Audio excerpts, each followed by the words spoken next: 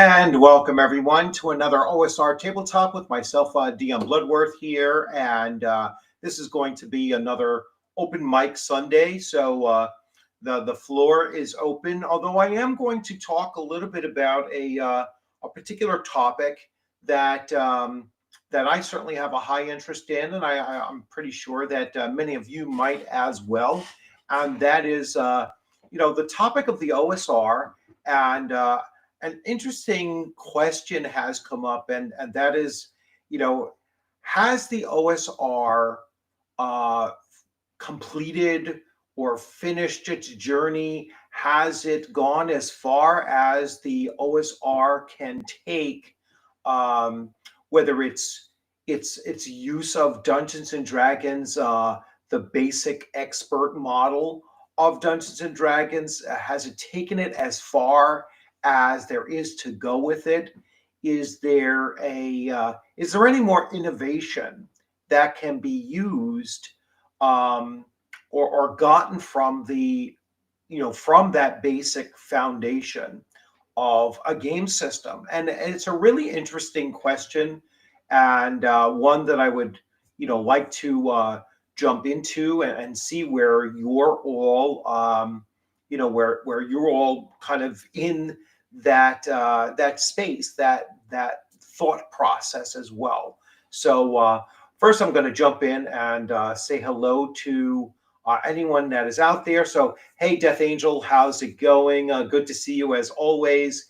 And I will be putting up the invite to go further into this and see. I'm also kind of juggling a few other things at the same time, and so I will every once in a while glance down, and that's an interesting thing going on here. So I just have to fix something on my iPad. I will be giving out the first round of free memberships on the channel as well, and so that I'm looking forward to.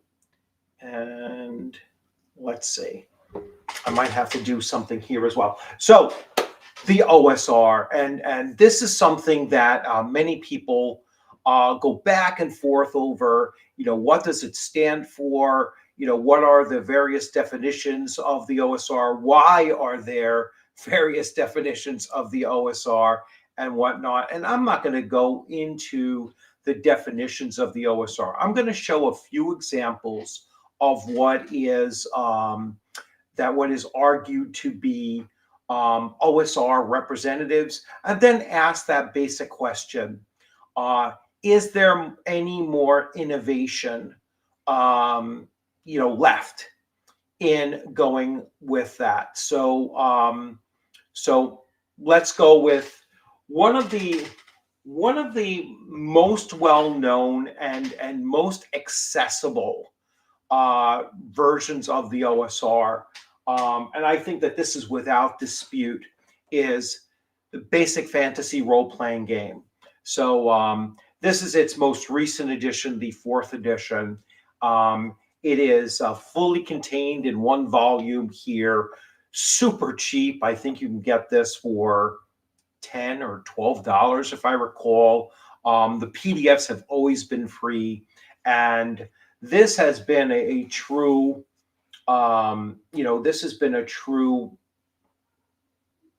gateway for the OSR for many, many people out there. And so that's one that's out there.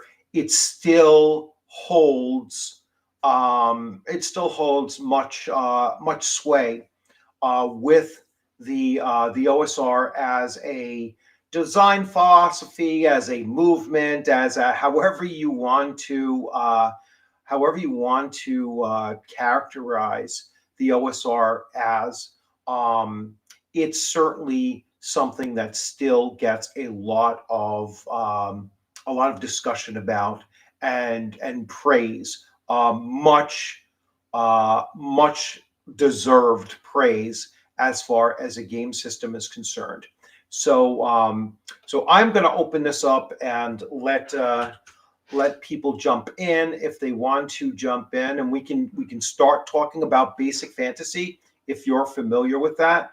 Um, or if you're not familiar with that, you can certainly get the information from this live stream to go look it up and try to get your hands on either a copy of it, or like I said, the PDFs have always been free with basic fantasy.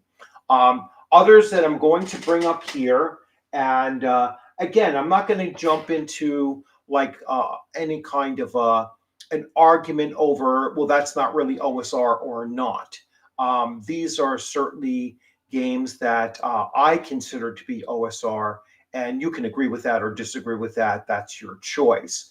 So basic fantasy certainly went up there. I'm not going to show all of mine that are considered OSR. I'm also not going to show off the definition of OSR as an old school revival. So I'm not going to be showing you examples of AD&D first edition or second edition or D&D BECME or OD&D or whatnot. I'm kind of looking at just the Renaissance games and some of the more recent game systems that have been put out over the last, let's say, 20 years or so. So that's another element that I want to bring up here. So another one, and this recently came up because I think on Eric Tankard, it actually was on Eric Tankard's channel, he was talking about the lack of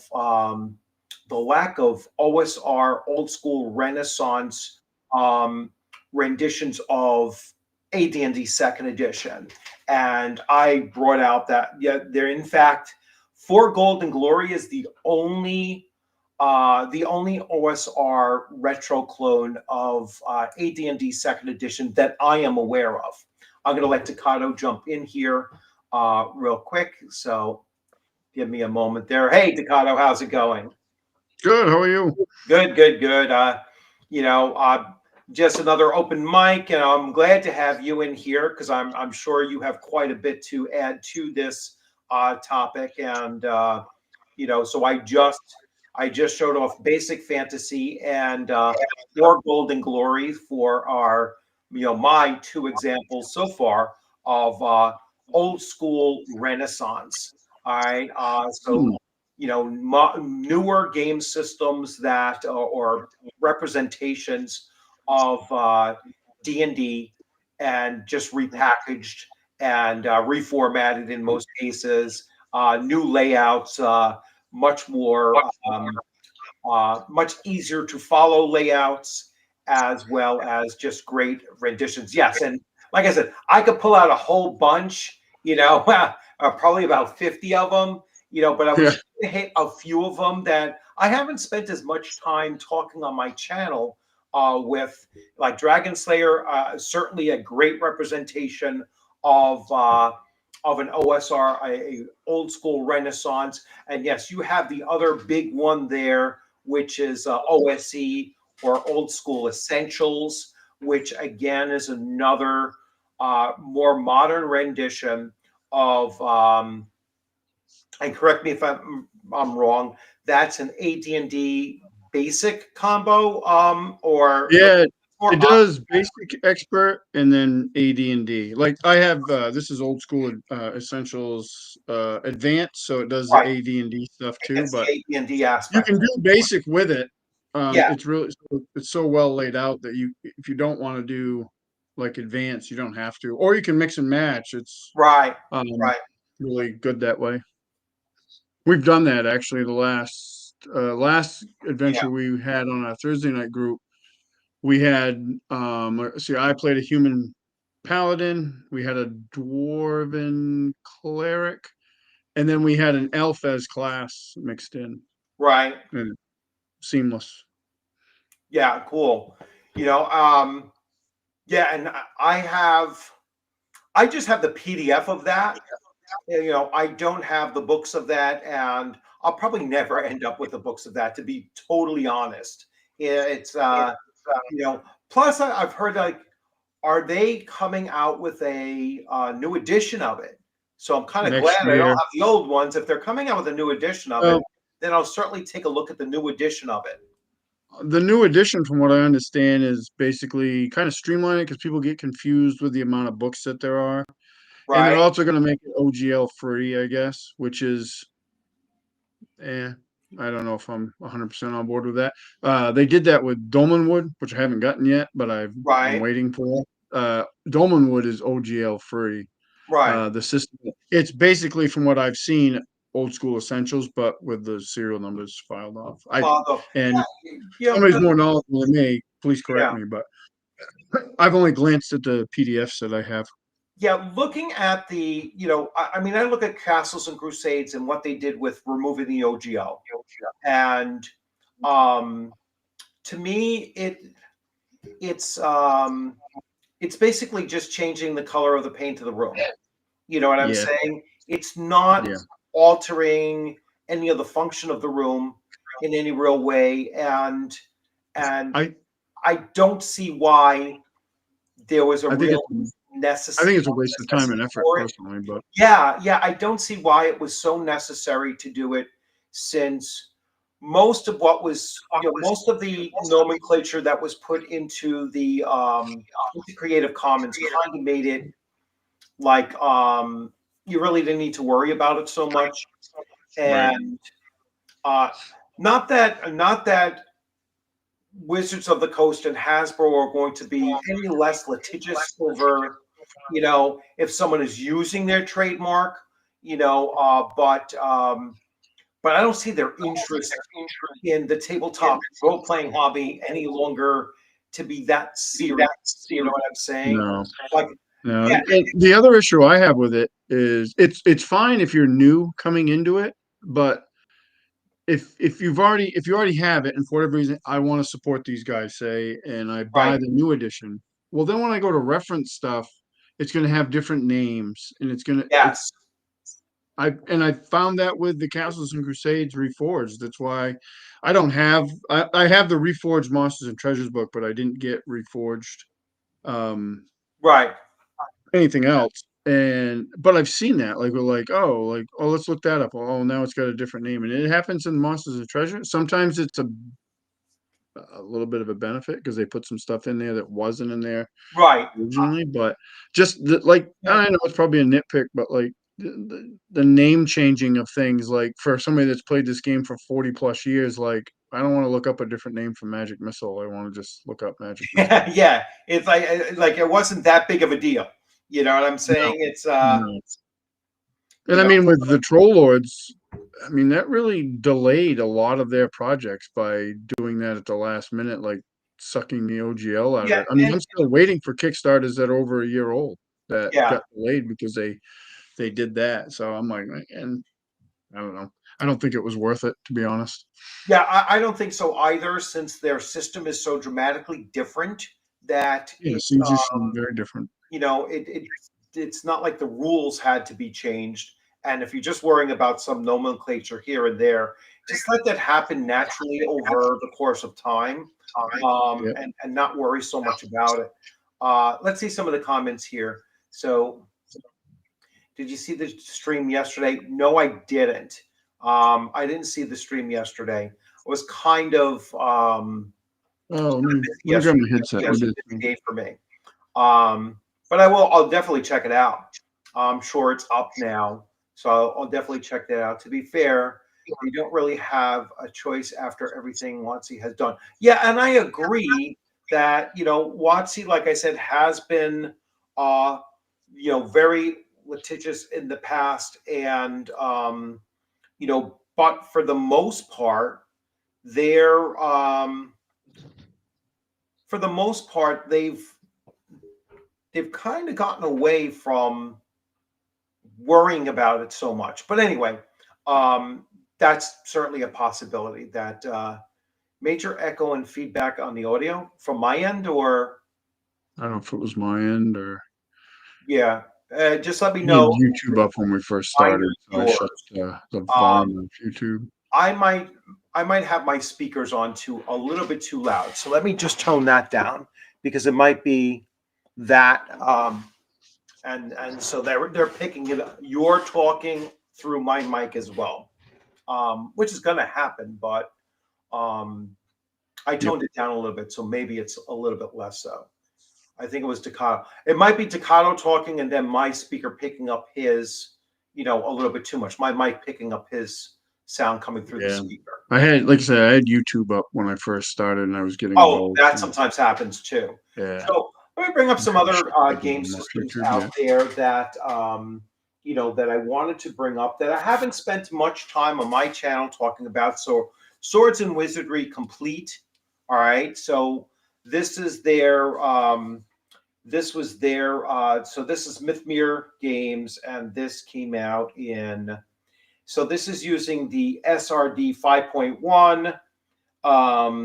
So this came out shortly after uh, the the new SRD and Creative Commons was released, and they always make it so hard to find. So this was 2023. So this was right afterwards. So this was one of the first OGL-less, systems that came out, and I don't know how much they've changed Swords and Wizardry prior to that, other than just nomenclature. So again, it's another one of those OGL, definitely I'm sorry, an OSR title. Swords and Wizardry is going back quite some time now, Mhm. with the OSR, and Haven't just picked that another one up. example that I haven't spent too much time talking on the channel, over, and so that's something I need to spend a little bit more time on. And again, if anybody out there in chat is very familiar, or at least somewhat familiar with any of these that I'm bringing up, you're certainly welcome to check in on it and talk about it. Some other ones that I have here that I haven't spent too much time talking about, and that is Lion and Dragon, right? So this is the RPG Pundits, Lion and Dragon, medieval authentic OSR role playing, and I have that one coming up too. So Lion and Dragon is another one that is, certainly an old school Renaissance. Adding its tone is more so on the trying to be more authentic to medieval times and everything. So it deals differently with the magic system. It's a um, much more authentic interpretation of what the people of the time believed magic was. If that's kind of like it's saying, well, this is the nature of magic in this game system based on what people of the day believed magic was. You know what I'm saying? So it's kind of like breaking through, that window, crossing that line between game and real world mythology, kind of, or superstition or whatnot, and putting it into that kind of context. So it's a different approach to what some other game systems have done, where they're strictly in the game space and not so much worrying about or thinking about, well, what did people in medieval times think about magic? Like, what were their beliefs in magic? And that's something that this game system does, is it goes into their thoughts of what magic was and why they believe there were sea monsters. It goes back to the old explorers, right? During the golden age of exploration. And they saw things as being much more mythical than they actually were, where there was a real, there was a real reason why, those things were, like the first time that they saw a whale, or perhaps, things like Right. that. Those became, or was a giant squid that they made into these, sea monsters, and so on. So that's where that game system takes its approach, right? It's kind of looking at a more authentic, again, an authentic medieval philosophy being built into the game system itself. I haven't looked at those either. Yeah, that's like his initial the RPG Pundit's initial system, and then everything is built off of that. So this is kind of like the primer for everything that he had done subsequently. All right. And I have quite a few of those books in there. Like I said, I haven't I haven't gone into the I haven't gone into in depth into covering this game system on my channel, and I'm kind of remiss not to have, but I'll certainly get around to repeating, getting back into it again and going over. There's only so much time. And there's a lot of games. Well, So yeah, it's yeah. hard to There's cover only them so all. much time, and there's a lot of games, and that's something that always comes up with the with the OSR, is that there's too many different game systems out there, and I know there's some back and forth on that, and it kind of ties into the topic that I was thinking of talking about today, and that is, has it run its course?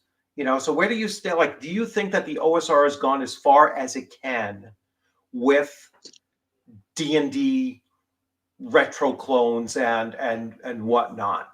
I think like for putting out like the actual games. I mean, if you're gonna build an OSR, I mean, I don't know how much more different you can make it from like my Thursday night group. My son ran 8 sessions of this. It was great. It was Right. awesome.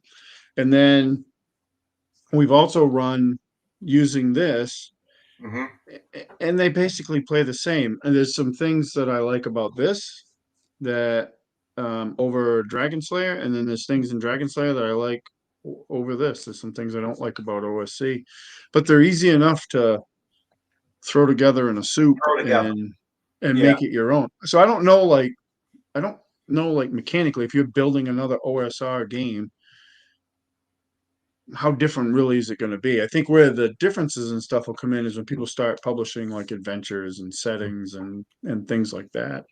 I think you're more apt to see more creativity. I could be wrong. I'm not a game designer, but that's just what I feel. I'm like, it's kind of where I'm at. I'm like, Yeah. why do I need another OSR game? I have two right here. I mean, I will eventually. This is the only Adventures Dark and Deep book I have because I'm a sucker for monster Right. manuals, and this is the fucking Yeah. Yeah. badass Yeah. monster manual. But it has I'll everything in it. I'll Yeah. I'll get the core book at some Yeah. point for sure. But I'm like, I don't know. Like, and I have like this Hyperborea over on the shelf, which is, Right. I mean, it's a little different because it's tied to a setting, but like I talked Right. to Roger, and Roger ran a Ravenloft adventure using Hyperborea, which works fine. Yeah. It's a great system. Yeah. And yeah, I like what Flint here said. So I think we've reached peak OSR. Next to actually stabbing players at the table.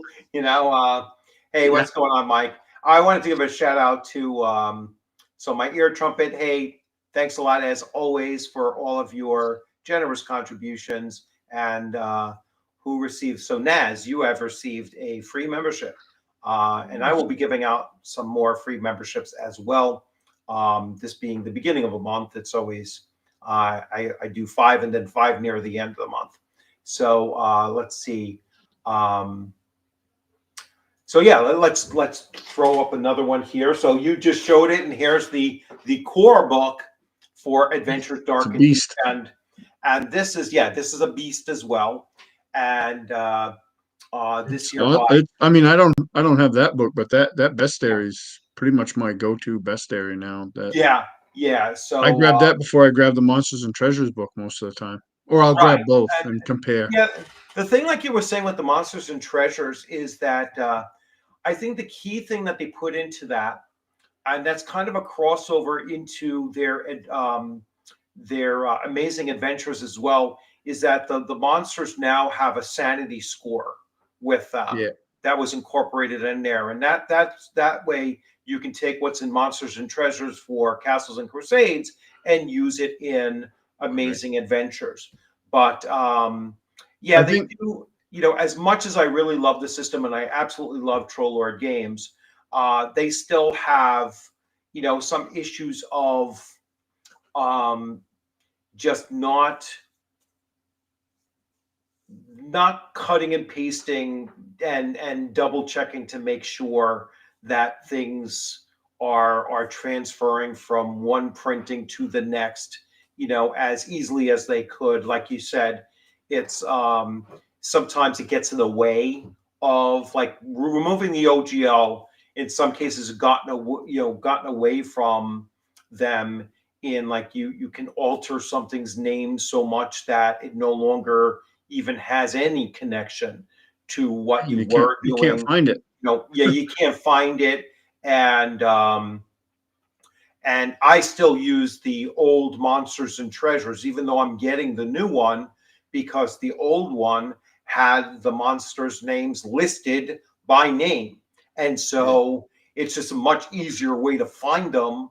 The new one just has A through Z, and you're supposed to open that up and then go through the whole section looking for what you're looking They're for. not the most user friendly books Yeah. out there. So it's like, that's one thing that's a little bit disappointing in going from I one think to it the was also a other. mistake, kind Um, of off topic, with them not releasing a specific amazing monster manual. well, they had an old one, but they're working on it. Yeah. They do have Because all one, the but covers had like these badass, like yeah, you Cthulhu can like get that one monsters, and for I'm like, free. But it's like, for where are Amazing those? Adventures, they do have a monster manual for it, but you can't get the physical copy of it anymore. Yeah. um, which would be nice if you could, but it Yep. is a free PDF, so you can find it out there. But yeah, this thing is done. Yeah. So And let's then see. if really good. Too many games, honestly. Yeah, and so that's Okay, why I agree. I don't see some Kickstarter for whatever book. A day doesn't go by that you don't see a Kickstarter for Yeah. some other book, and yeah, Agreed. that's the and that's why the question has come up, is like, is there any more room left in is there any more room left in innovation? Has it I really think run its full I think course and there's no more innovation to be had? I think it would be tough to come in with something that's going to be successful. I mean, anybody can come in with whatever, but to get like Shadow Dark success or something, Right. I You think it's know, going to be super tough yeah, because which was I another mean one you I have was it going to bring covered. up. So that was the next one I was going to bring Yeah, up, was that's Shadow a great Dark. game. And you know, I've had some people actually say just recently, I've seen some comments, basically say that this is the end of the evolution of OSR. Like, this is the end point. This is what they were all striving to get to. And I know some are going to be like, oh no, that's not even OSR, that's an OSR adjacent, or whatever. For whatever reason they want to say that. I've seen some say, well, this is the first of the 5e clones, which to me is just Um, totally disconnected from the I game agree. system itself. Yeah, I've seen Like, that too, and yeah, there's I haven't there's played too it much. There's because more DCC in this than yeah, there is yeah. 5e, for sure. I just And started playing DCC, so yeah, yeah, there's there's definitely there's more DCC index in it. card RPG in this than Yeah, there is possibly even D&D. You know what I'm I saying? took It's like, the attributes and yeah, advantage disadvantage, and but the yeah, rest, there's a lot of other stuff in there too. Like you said, DCC. yeah, I don't have index card, but I've heard that yeah. too. It, I mean, she it's just it's took like the things she liked the best and got them to work together yeah, and got them to work and put together. together a good And package. with so the Western Reaches is going to bring in the West Marches, Yep, philosophy of, and methodology of running campaigns, with hex which is great. crawls and those Yeah, rules built in, and more adventuring based on location, yeah, which is another big thing coming in. I know I just read the comment for the Elder Scrolls 6, which is all city based, and it's all built around the city of Masks, and there's 100 locations in one city, like 100 points of interest in one city. wow. and you're not doing a hex crawl, you're doing a city crawl, and you can run an entire campaign in one city, and that's like you know, Whispers of like Lankbar, and that setting piece, right, where the whole campaign setting was one city, you know, and I don't even think Lankmar, you know, I wish I still had a copy of that. I did decades and decades ago. I But got that's one of the ones I that. have to get my hands back on. But I have that's both the AD&D and second edition version of it. yeah. So I'd have to get the AD&D, you know, the first edition version of it. The second edition one was probably a box set, if I'm not mistaken. No, it was a book. They just Oh, it was kind a book of as well. reprinted it. Yeah. I don't know if I have it up here or not. Yeah. It's probably packed away.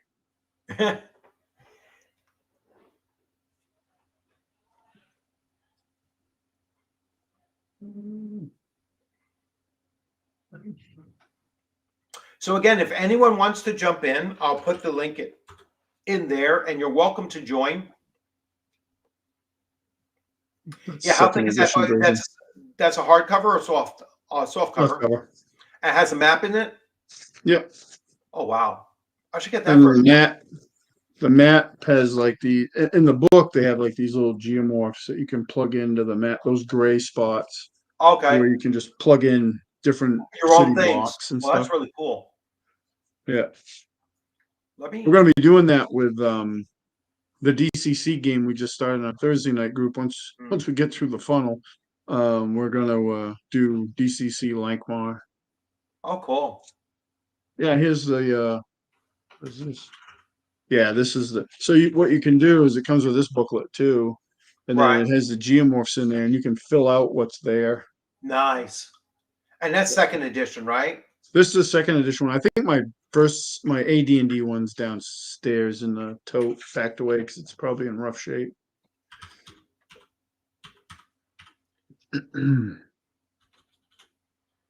I always forget Lankmar has an H thrown in there, right? Yeah. It's like After the K. Yeah. So Hey. I'll go ahead.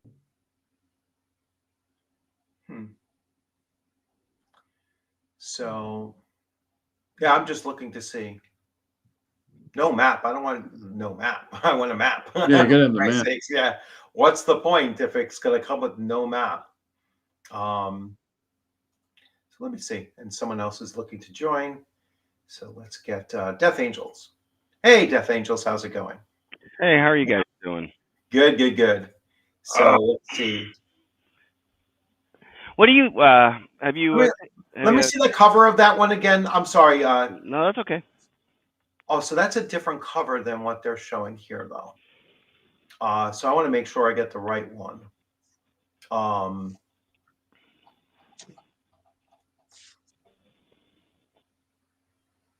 This looks more like this is an adventure. Yeah, I want to make sure I get that. Oh, yeah, That's not the they did the adventure. modules That's too, I think. Yeah, that's This is the setting book. Yes.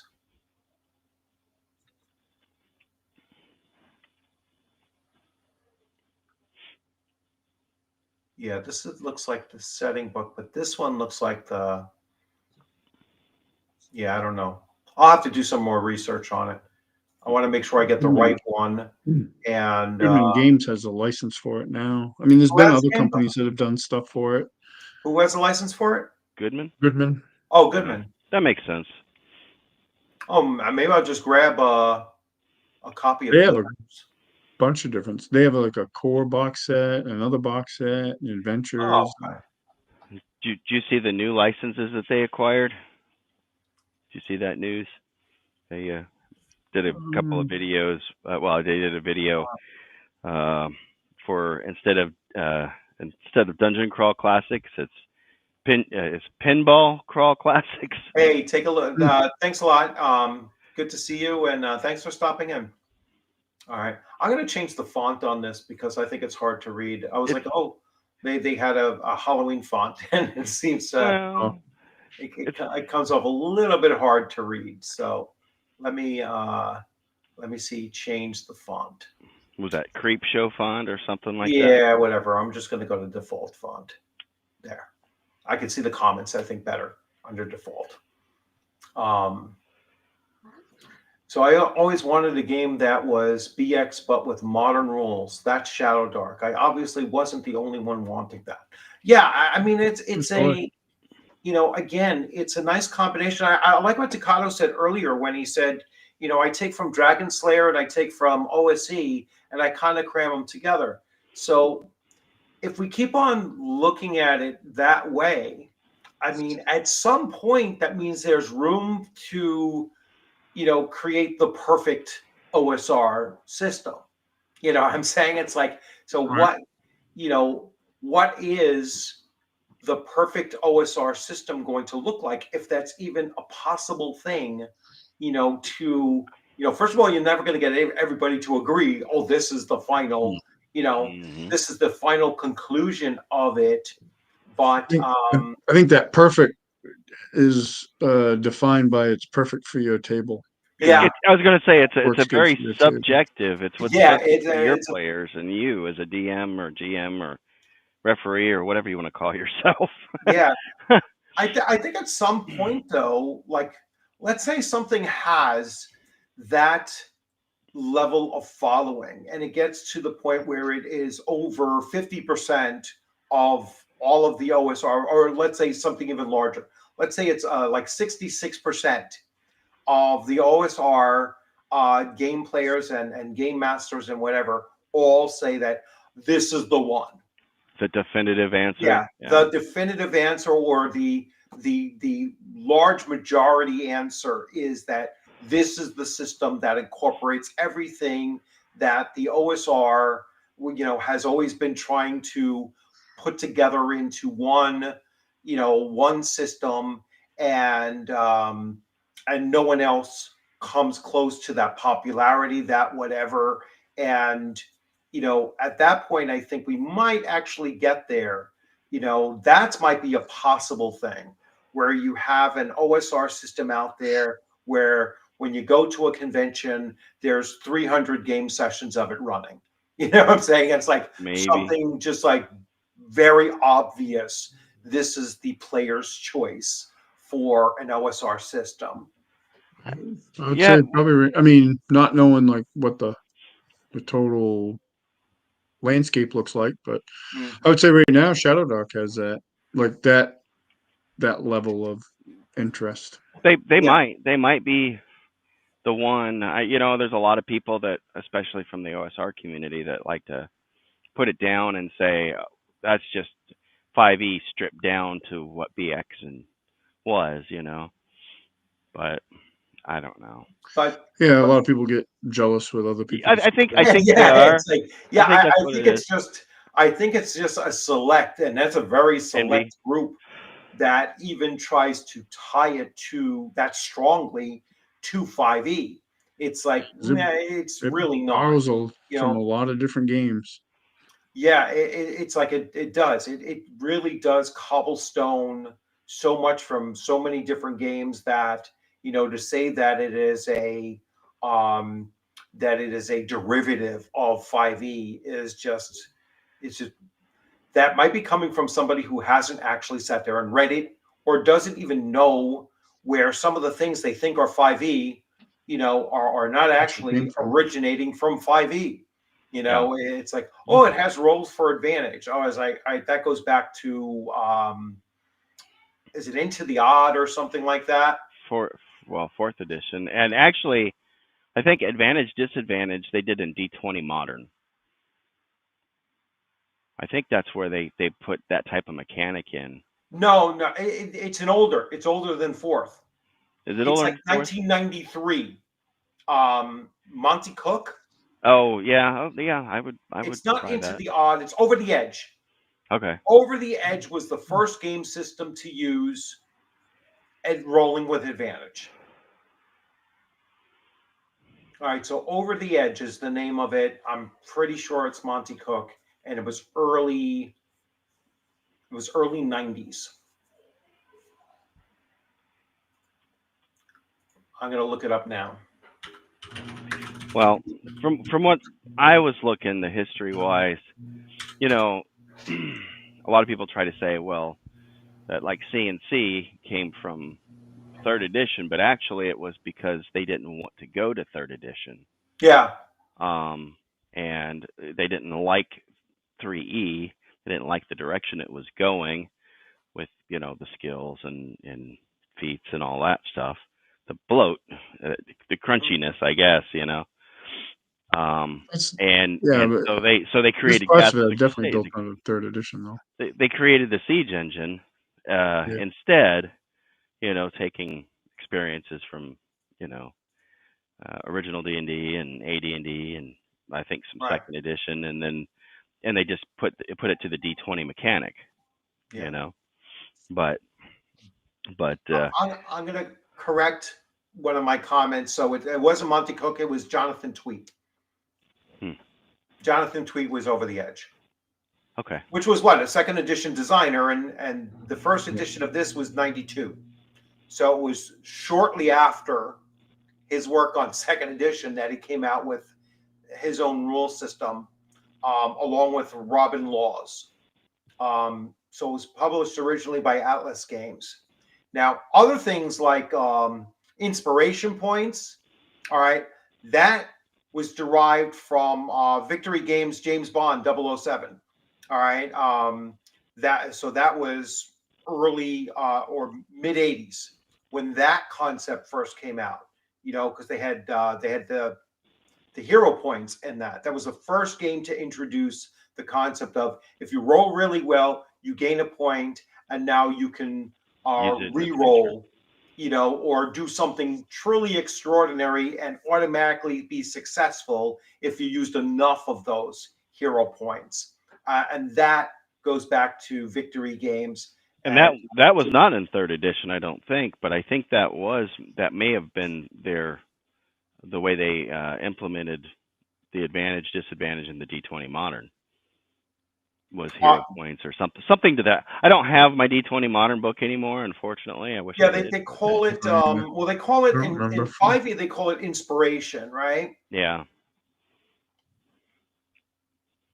but And it's I the mean it's same. the same. It just gives Yeah, you it's advantage the or same thing. disadvantage. It's a simplified mechanic instead of having to do a bunch of counter checks and Right. math. To simplify it. And and I used to be one of those guys that I loved skills and feats and all that stuff. Yeah. But as I've come, God, been gaming how many years? Now I'm kind of, I think that the players have become so locked into playing from their character sheet that we really need, you know, uh, uh, uh, let the referee or DM or whatever make the call on that, Right.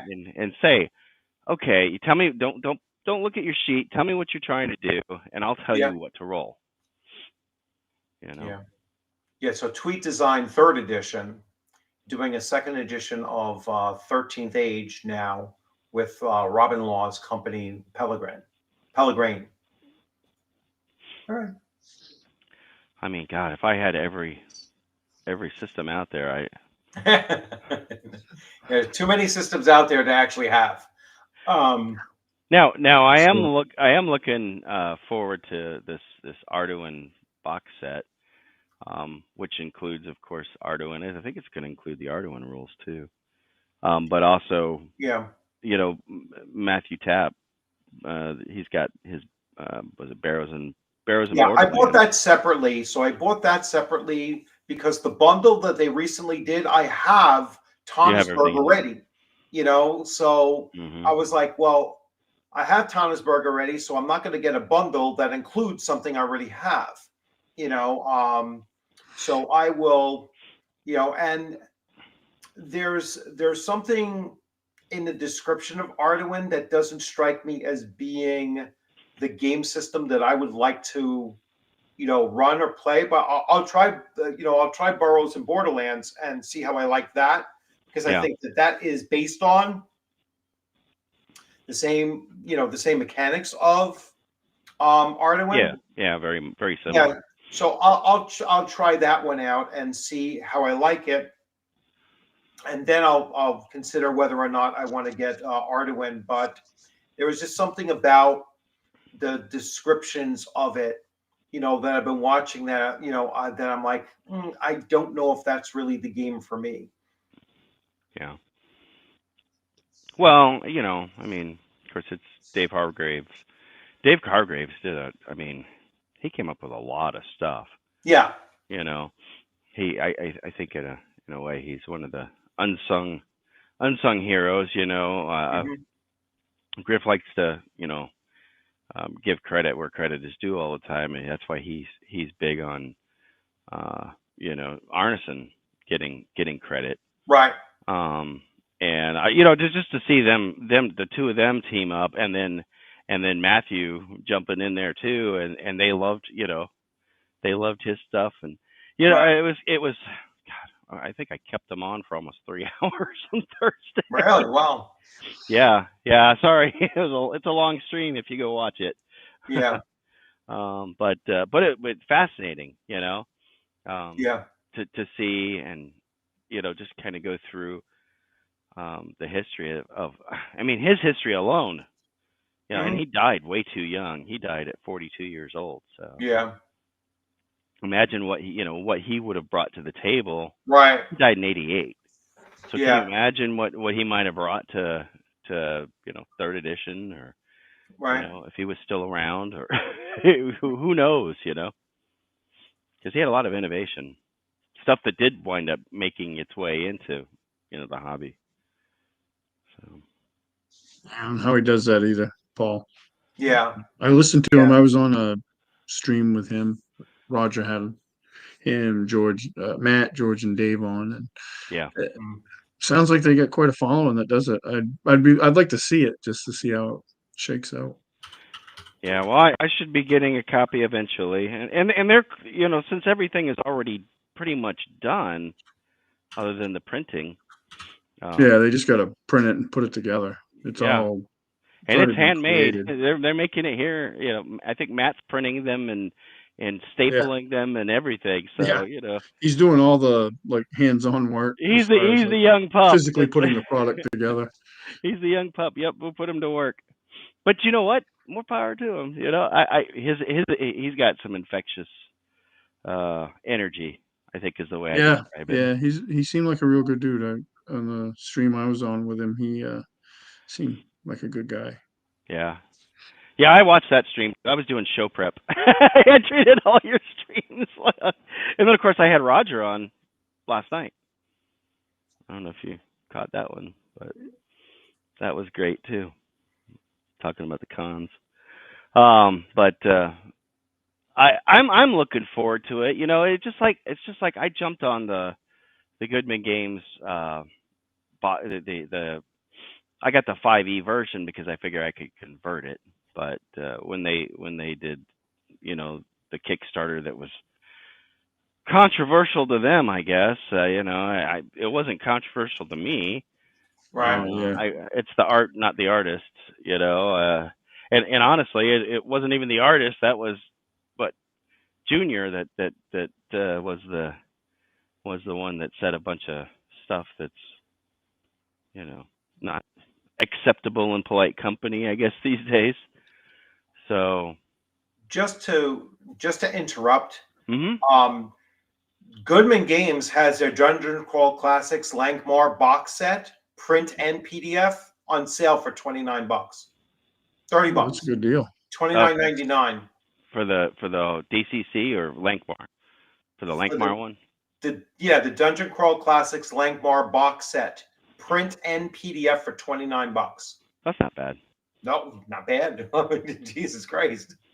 How long is the sale though? I have no idea. But the box set itself includes what let's see. Oh, it's saying, wait, Is so that true, Greatest Thieves in Knuckleball? Lankmar box set print.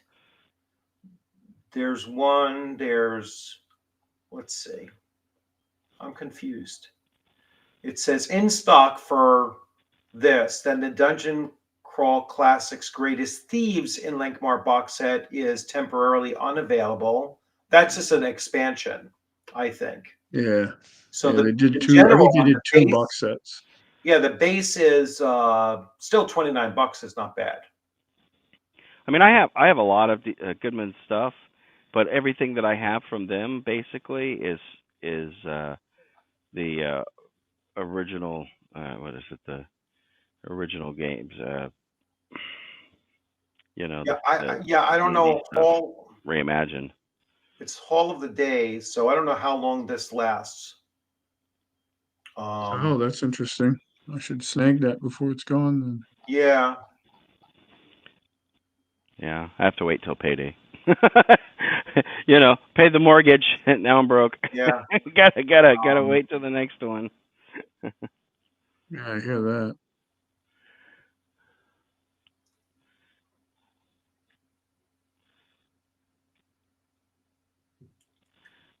well, the shipping is $12, but Yeah. still, um, yeah, I just paid for the shipping for the Teenage Mutant Ninja Turtles, and it was $38. I was like, really? For There's shipping. no way, unless unless it's coming from overseas, maybe it is. But yeah, that's a huge shipping and handling. Did you see if you could get it from Amazon? Which one? Any of those? Because Goodman does sell stuff through Amazon too, and Yeah, let sometimes me you see. can get a Yeah, better deal on Amazon than you can. their Lankmar stuff's on Amazon. I'm looking at it Yeah, right now, but the core box set's $60 on on Amazon. Amazon. Yeah. So for 29, it's a good deal. Yeah, yeah, 29 because it's normally 59, and it's Yeah, on sale for 29. that's $30 off, Yeah, half price. yeah. I have not tried DCC, not yet. I have it. I have Just the started. I have the Dying Earth box set for it, and I'll probably never get around to using that. But Yeah, Lankmar, I'd actually probably use, yeah. or at least I would take the the stuff from the Lankmar, the DCC, and just make Put it that into any other game system. yeah, It's yeah, they're setting books, so you could use those anywhere. yeah. Which is what I plan on doing with most of the the old school essential, or what do they call that? I forget. The reincarnated books or whatever. Yeah, you're right. The box set is there for 59 on $59, and you're not going to get the PDF when you buy it that way. On That's the one downside to getting it there, is you're not getting a PDF. Yeah. Well, a lot of the original Adventures Reincarnated, you couldn't even get a PDF for because they Yeah, didn't they have didn't do those they PDF didn't. for any of those. They The TSR. did for the ones that were not originally TSR stuff. Right. Judges Guild stuff they probably Any of did, the but Judges Guild stuff they did, and they didn't. They're not. You actually had to buy the for the Invincible City or whatever, the Overlords one. That one you had to buy the PDF separate, and it was like I want to say it was like $180 just for the PDFs. Right. And I'm like, no, nope. I'll get the books because I've never had the books, and hopefully they have a lot of the original stuff in it. Yeah. They haven't changed too much, but I don't know what to think about this new stuff that they're launching though. Oh, I'm seeing what Paul is mentioning here. So Paul mentioned that it's on sale because they're losing the license. Hmm. Oh, so I don't know if that's true or not. Um, I'd be curious to find out though. Let's see. So is Goodman Games losing Lankmar license? Discussions. Yeah. I saw some chatter that on Facebook claiming Goodman has lost the Lankmar license. In my rush to buy the hardcover Tomb Adventure 3, I lost the exchange. But, all right, let's see. That's just I don't trust Reddit. Let's see where else we find it. It's on AN World, but it's in their form. Yeah. So Reddit, I think, is just repeating because it's like almost verbatim, word for word. Yeah. Oh yeah, it's the same person posted it everywhere. Yeah. So. Yeah.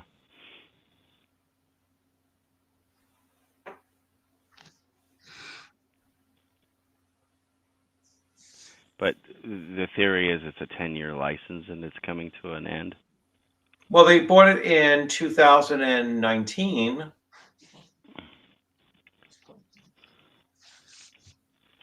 They bought it in 2019, so if it's a 10-year thing, it's going to last. 29, yeah. Yeah, 29.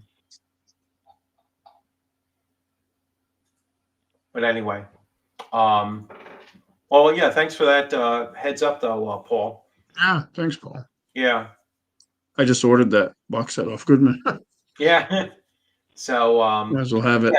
Yeah, I'll I get like that around to city. doing that probably as well, because it's, or I'll check eBay and see if I actually like the look of the second edition one better. Yeah, I mean, Yeah. I was on the fence, but I was like, well, that one has a lot of cool stuff, and the map's really good. And I Yeah. was like, oh, Yeah, God, I was I'm a kind of sucker like for that shit. kind of like that a little bit better. Probably easier for me to use, and I don't have a true second edition setting. I don't have I don't have one for second edition, so that might be a good way for me to get into running second edition. That's one of the reasons I Yeah. ordered it, the DCC, because I don't have anything for DCC as far as like a thing to run anything in. So, I mean, my buddy's doing Lankmar, but if I ever wanted to run DCC and needed a setting, there's one that I'd like to get that's coming up. It's actually an active Kickstarter right now, but I don't know if I'll be able to swing it money wise because the guy's doing uh, Ashton Clark Smith's Zothique setting, and he's doing it for Shadow Dark. He's doing it for 5e, and then he's doing it for DCC, which it looks pretty cool. So I'd like to get that, but What is up with their website always looking funny? Huh. Goodman, I'm talking about Goodman's. There we go. Came up in a simplified look at first.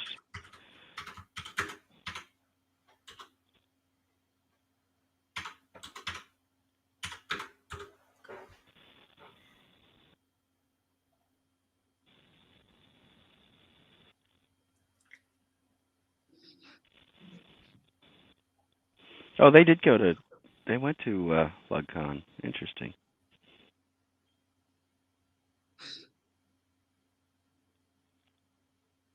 Now the one you were showing me, that looks like it's first edition with that map and the city adventure. That's first. Yeah, they showed. Yeah, the first edition one, from what I've seen, exactly the same. Yeah. The AD&D one to the second edition one, like the maps are the same.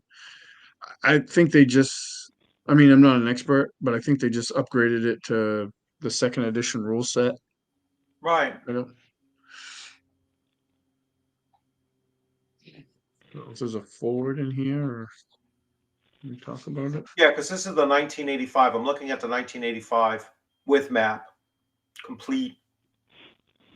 Yeah, just glancing at the introduction, this was done to make it compatible with second edition, D&D. Right. I don't think it's any really that different, other than mechanically, there might be whatever those differences are.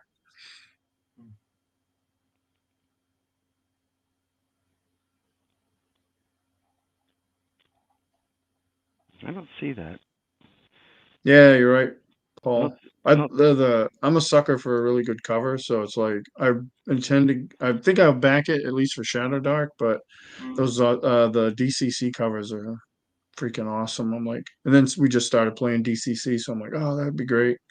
But that's a lot of money. Plus, he's also doing the omnibus book of all the Zothic stories, and he got it illustrated, and he's working with Smith's estate to do all that. So it looks pretty cool.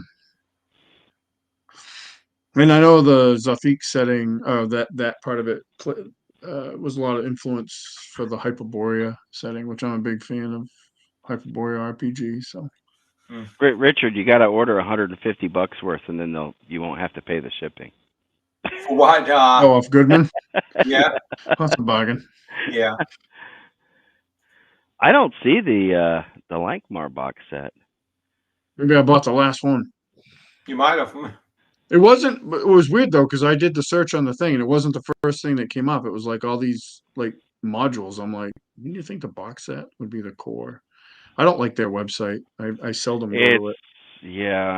It's more likely to jump on a Kickstarter of theirs than you know.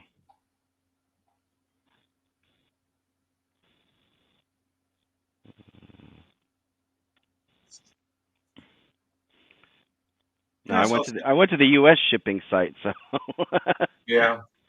you know.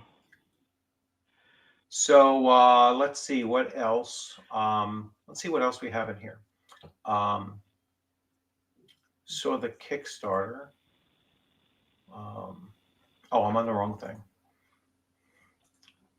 Sorry, I keep on. Let me get this. Let me get the YouTube out of the way, and let me just do a quick. Let me do this really quick on YouTube. Let me do my membership gifting, and get this out of the way. So there goes some free memberships. They should start popping up. So all new names. Sherman. Yeah. I tried Yeah. telling Jason how to do that, and I looked and I couldn't find the option for it. It's really weird. What to do? To do the gifted memberships for as the creator. Yeah. On you have to go through YouTube. Right, through the YouTube studio, right? And then well, just YouTube in general. Not in the studio. You go into your regular rebroadcast and you look at that. Yeah. And then when you scroll down, you'll see a little dollar sign next to your chat window in YouTube, and you click on that, and then it will show you.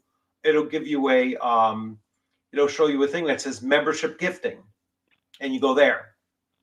Is it just like if I was to do I don't have anything in there right now. Like here. You might have to be monetized. Well, he's monetized. Right. He gave me the keys on Thursday, so Oh.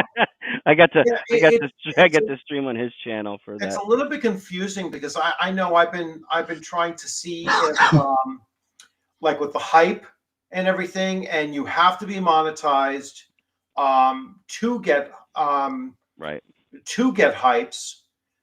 So when they say minimum 500 subs, no one gets monetized with 500 subs anymore. That's like really old, and then so you really need like 1,000 subs. You need to have 3,000 watch hours. Yeah. Before you could get monetized. And then once you're monetized, you have to make sure that you have that feature turned on. That's what I think he doesn't have turned on. Well, they say it comes on automatically, but I'm thinking that maybe it doesn't. Yeah. And then the only way that you can hype that I've seen so far is it only works on another device. You can't hype from a computer. It's got to be. Yeah, you can only do it from your phone. Yeah. Yeah, you have to 'Cause you have hype to be able through to your slide app. over. You have to be able to slide Yes. over where, Yeah, and yeah. you can't do that on the thing because I've been trying to figure out like DM James. I've been trying to hype his videos. I don't think he's monetized though. He's You not. have to be monetized in order to get hyped. But now Sci-Fi for Me TV has been monetized for a while. I can And always check to see. Let me see if I can find it. So let's see. What is it? Sci-fi? Sci-Fi for Me TV, because you can do super chats, and we have memberships on that channel. I'm one of his moderators, and Sci-fi actually, for me? Sci-Fi for number 4 me. Oh, sci-fi for me. Yeah, you'll actually see my 2 latest streams on there. Okay, I got it. Jason ran the one yesterday. I Yes, I actually, let me see. I don't know if live streams do it either. No, I can hype this. Yeah, so that's set up. I can hype that. yeah, but for some reason he has not been able to find the gifted memberships, and I was trying to help him out because I have editor privileges on his channel as well, Right. and I went in there, you know, during a live stream, and I couldn't find where because I watched one of the creator videos or something like that, and I'm like, Right. it's got to be turned not enabled or something like you said. I don't Yeah, know. there's a way you go in there and you look to see if you have it enabled. Yeah. I think you have to go into um let me go into YouTube and see if I can find out where I saw it. You could just watch a video and it tells you how to Yeah. make to see that you have it active. I think you have to go into settings and then you go into channel and then you go into advanced and then you scroll down to see if it is checked on. Um, Let me see where it is. Yeah, hype. Let viewers hype my content. So that's the way you go. I'll walk you right through that again. Well, the hype works. I've hyped some of the Oh, streams. so what are you It's trying to it's figure out? it's the gifted memberships where you can give where they give you 10 a month as a creator. Right. He doesn't have that. That's That's weird. not an option, and he's been monetized for years. So yeah, it's really weird. You know, There might be something else in there that he just doesn't have toggled on right. maybe I don't know. It's his channel. Yeah. Now the other channel I'm regularly on where we talk about Babylon 5. That one we just got monetized. We have about 600 subs on that one, and so we can do super chats, but we don't get ad revenue. Right. But people, and we can't do. I don't think memberships are on yet. Um, BX, BX. Yeah, BX is the yeah, and I've had some people say that, the best version of BX is actually the Rule Cyclopedia. Yeah. Although I My when I Desert Island book. yeah, when I look at the Rule Cyclopedia, I mean that obviously has everything ever written for BX combined into one book. All right. I don't think it And has immortal stuff though, does it? I don't believe so. I think it left it out. Yeah, because Frank specifically said that's not D&D. It's like Yeah, no, he it's said it's crazy. not. Yeah. So that they say is the best of the D&D the D&D game system ever produced. All right. My problem with that system is that when you hand that book to players, they're going to start to think about, well, what is my intention for my character at 12th level? You see, I'd rather hand them basic. Now they only have to think about what's my character's doing from 1 to 3. Then I hand them, the next, right? So expert. Now they're thinking about 4 to 9, let's say. I think it's actually higher than that, but anyway, 4 to 9. All right. Then the next one will take them from 10 through 17 or whatever the jump is. And I think it's better to give the players just enough to keep them thinking forward by, you know, thinking forward for like a year in advance. You know what I'm saying? Not 7 years in advance kind of thing. You know, it's like just Right. think about your next 2 levels. Don't think about what you're going to be doing 12 Yeah. levels from now. I think too, though, with I know what you're saying because I experienced that obviously, and like when I was running fifth edition and third edition and stuff like that, especially fifth edition where the leveling was so quick. Mhm. But I haven't had that same experience with like Castle Crusades because the leveling is so slow, much slower. Um, I mean, the guys will be like, "Oh, I can't wait until I'm seventh level and I can brew my own potions," and I'm like, "Yeah, that would be cool." Now they are, but like, it took them yeah. 3.5 years of real Yeah. time to get there. Well, it depends. I mean, I've noticed with my current CNC campaign, um, they're getting a lot of treasure, you know, and that's partly because I'm using the treasure found in some adventure modules. You know, I'm Oh yeah, altering the adventure modules by quite a bit, but you know, anytime you're using adventure modules, I yeah. found that they're all very treasure heavy. Um, Especially the old ones. maybe not quite like Gygaxian treasure heavy. Those Yeah, are crazy. crazy. You know, but you know, it's like you go through like Keep on the Borderlands, and it's like, holy shit, there's a lot of magic items in this thing.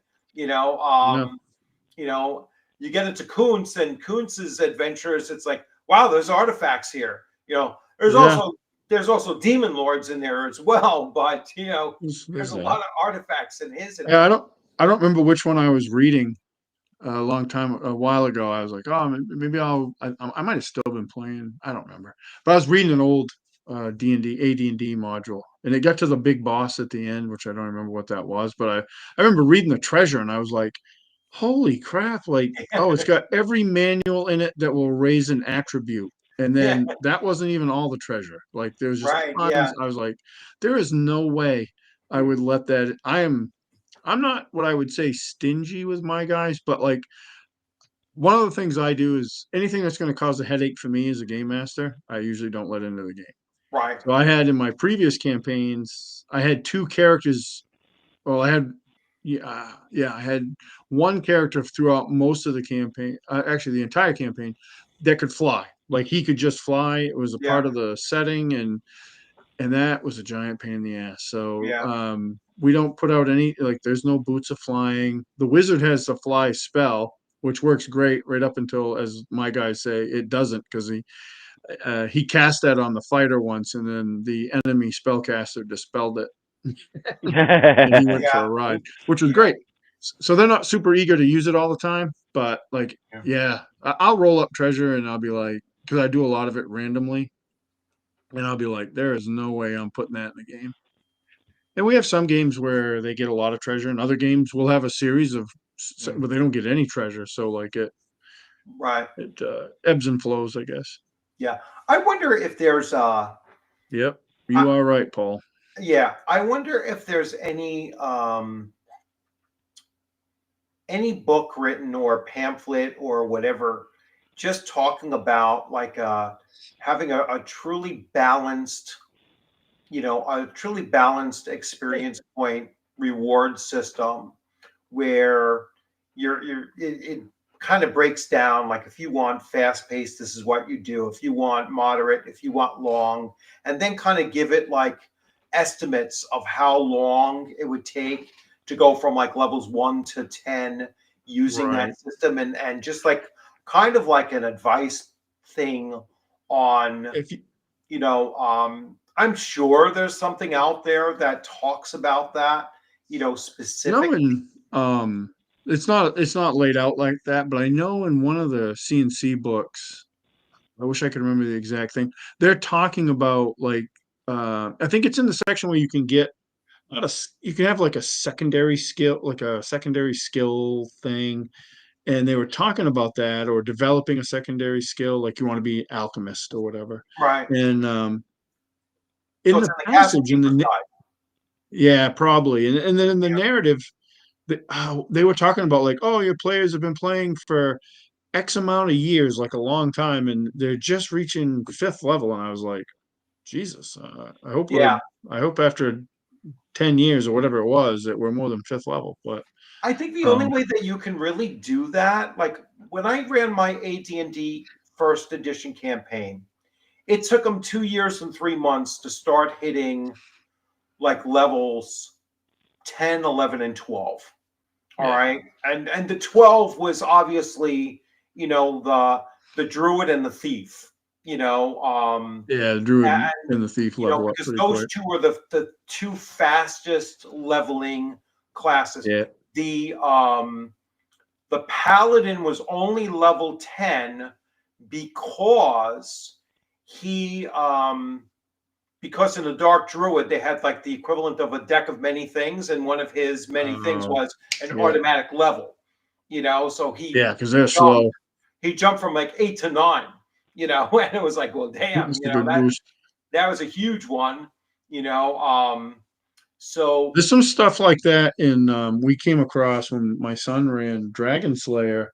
We yeah, found some stuff that like books and stuff. So I played a wizard in that game and I timed it right because I was getting ready to level anyway. So I was like, well, I'm gonna wait until I level and then I'm gonna read that book. So then I'll yeah, get another level. So right. I gamed it a little bit, but um Yeah, but yeah, I'm yeah. curious to see like, what is the, because even like with that one, I thought it was well paced. All right, going from first to, you know 9, 10, 11, 12. All right, across all of those different character classes, and it took 2 years and 3 months to accomplish that. Now it was a big party, right? So it was a party as large as 10 at one point, and then on average about 8 players and 8 player characters. And so that divides up the treasure experience Right. points and the Yep. and whatnot. So it was, and because they had such large combats, because it was a very large party, and I was throwing big challenges at them, because you had to with such a large party, otherwise they would Right. steamroll over anything like Yep. pretty normal. So they were getting a lot of combat experience, where they weren't getting as much treasure experience points because it was divided by 8, let's say, on average. So but it made it where it paced out very well. Yep. And with Castles and Crusades, like I said, my players are now like hitting around fourth level after 16 weeks of play. So I think it's a faster pace than my AD&D was, or maybe Yeah, it's we're kind of at close, so we're a but little over 3 years of real yeah. time playing mine. I mean, we don't play, I mean, we play twice a month. Oh, okay. Um, Yeah. so my group, they're seventh and eighth. We have a couple eighth level characters, Yeah. and the rest of the group is seventh. And the rogue would be he'd probably be he's an eighth level character. He would probably be ninth level, maybe even reaching 10th level.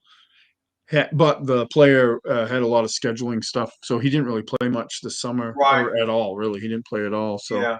he kind of got sidelined. But if he hadn't, he would be at least ninth level because they're obviously, as you know, they're the Right. same as in their level pace is pretty much the same as it was in AD&D. They Yeah. level quick.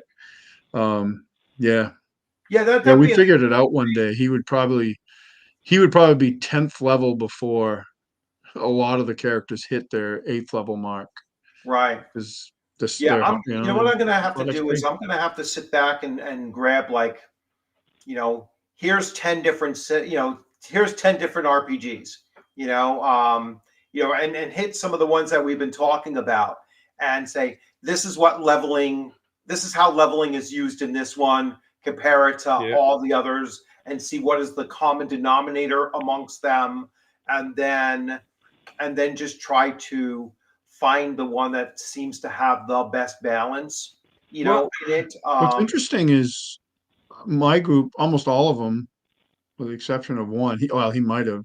He did. He just didn't play with me.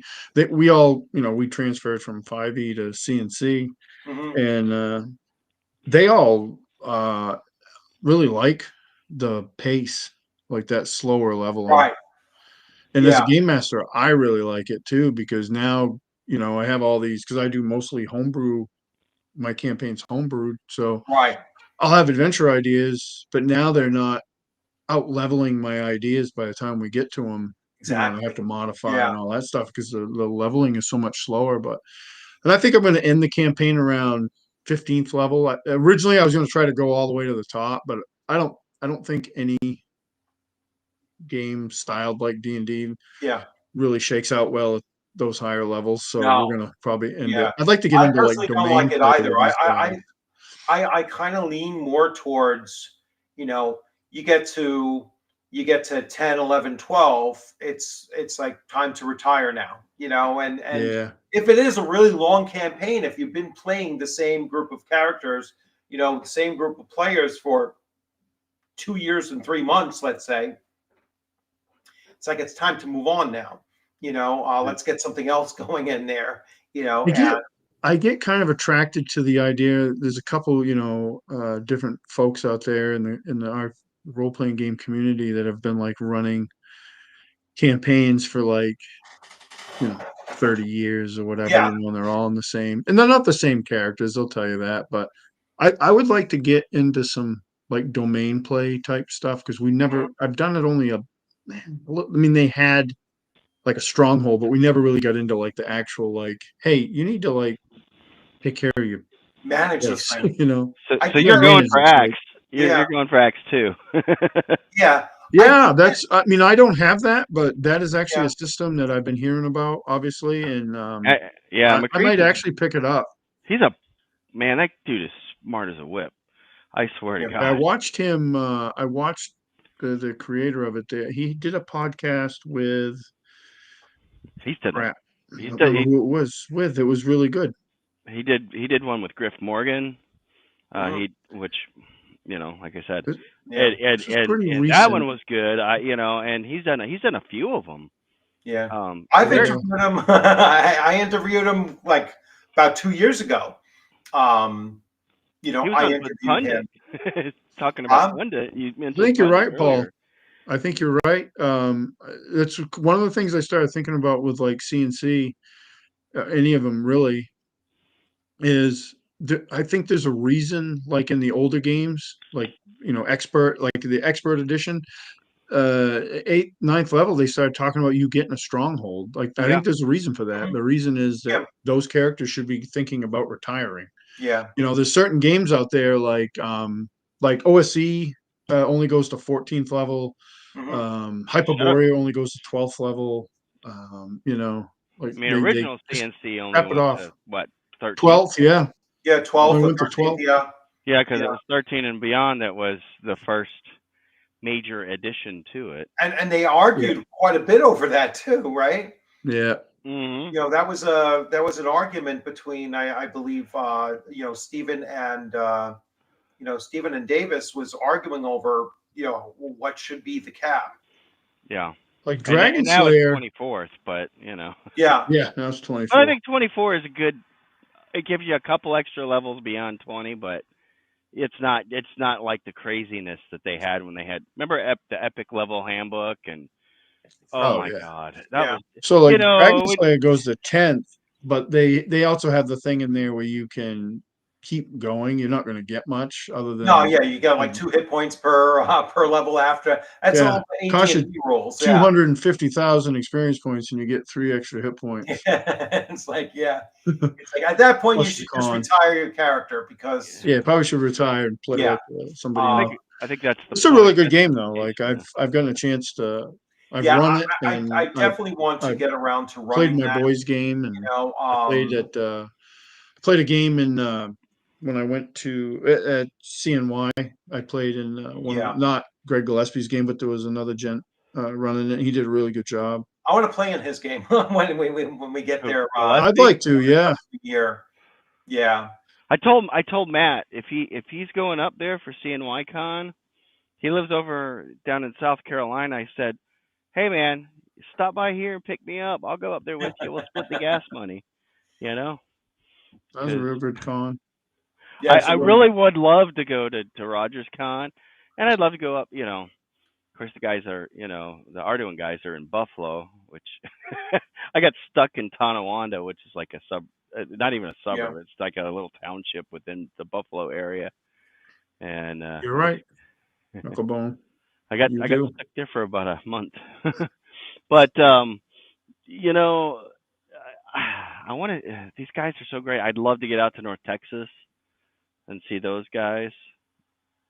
You don't have to be, you don't have to be high level to kill dragons.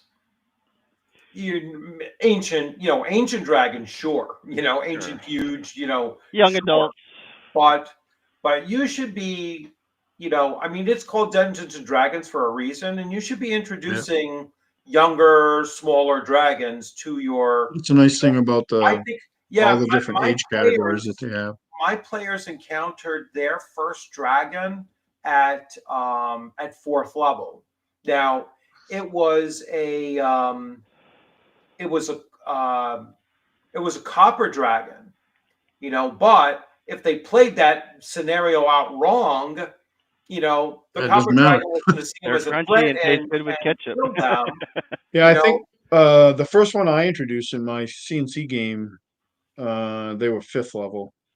yeah, they were fourth And it level. was a They faced young the or copper dragon. The copper dragon said that, told them when they ended up not pissing it off and not posing a threat to its treasure, the copper dragon told them that there was a Dracolisk occupying its lair, at a different section of the lair, and um, it kind of said, you can take half of my treasure if you That's if a you good. eliminate That's that. a good deal. So dragon. they ended up killing the or driving off the actually they drove off the Dracolisk and then Yeah. went back, and then they realized that the copper dragon only kept treasure that was copper pieces. So it offered them Sure, 20,000 copper pieces, you can but take they were like, it. holy shit, all right. But it was also part of a copper mine, and it said that they would be able to bring in people to start, continue or go back to mining the copper mine, For and that 50%. became their initial step at domain play, because they ended up having a steady stream once they hired miners and all of that stuff. They actually ended up getting like a steady stream of about 1,000 gold pieces of copper per month. Wow. That would actually help them start refurbishing their stronghold and do all of that other stuff later on in their careers. So I introduced them kind of early on, around fourth level, to just the concepts of domain play.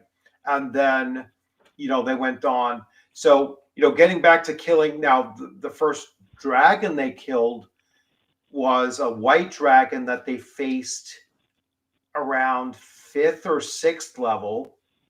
And then at ninth level, they fought at ninth and 10th level, they fought an ancient plague dragon that Mm. almost killed half the party in that fight. So they almost lost half their party in that fight. And if they lost those three, or if they lost any more than those three, that battle would have ended up being a total party wipe. I'm almost certain Yeah. they wouldn't have been able to pull it off. But they were a large party, though. They were 8. So when they lost 3, it was like the 5 were still able to pull it off. But yeah, I had them fight several dragons during the course of their over the course of 2 years. That's cool. I mean, I was only they I had fought players. one. They fought a black that was, I think, young, and then they fought a Draco Lich that was younger. They've seen one other that was like a mature red, and they wanted no part of that, which was smart because it would have Yeah. wiped the floor with them. But Yeah. In third edition, when I was running a third edition game, my players they found this black-haired, blue-eyed woman with an elf companion that had an affinity for blue, and Yeah. they killed her consort. Hmm. She didn't take kindly to Yeah. that, and they had no idea that you just killed the lover of a dragon. So whoops. yeah, that was not a. They I think two of the characters in that game died. Like, Well, and the rest barely got away, and she got away and wanted vengeance. They never did kill her. So, Yeah. but hey, that was fun though, because they didn't know what they were getting themselves into when they just said, "Oh, she's evil. We got to kill her." Yeah. you know. Hmm. sounds like a typical player response. Right. Yeah. Right. So getting back onto our topic at hand, I guess is so um, I don't know if there's any more innovation left in D&D retro clones. I mean, what else could be really done that hasn't been done already? But I don't think that the 66%, near perfect edition, near perfect representation of OSR has been made yet. I mean, Shadow Dark might be it, Yeah. I but just I don't think I'm with Ducato. I don't think I think it's what's right for your table. yeah, It's really the way that you know that you got to go because yeah. I'm really interested to see what Shadow Dark, like how the Western Reaches really does flesh out the system. did You you know, the, Roger? did you take the survey on that? Did you guys get the? I don't know if you both of you jumped in on that. when was the survey? Recently or Yeah, yeah. I think it was on the she did it on Kickstarter, right? Or did she do backer? Whichever it's on one of them. Whichever one that it's was. Kickstarter, And but it just takes you to a Google form where there's a couple of questions about what it's I it's clicked that. Yes, yeah, it's basically about what the DM screen should have on it Oh yes, yeah. yes. for I this. didn't do that one yet. No, Okay. but yeah, that was recent.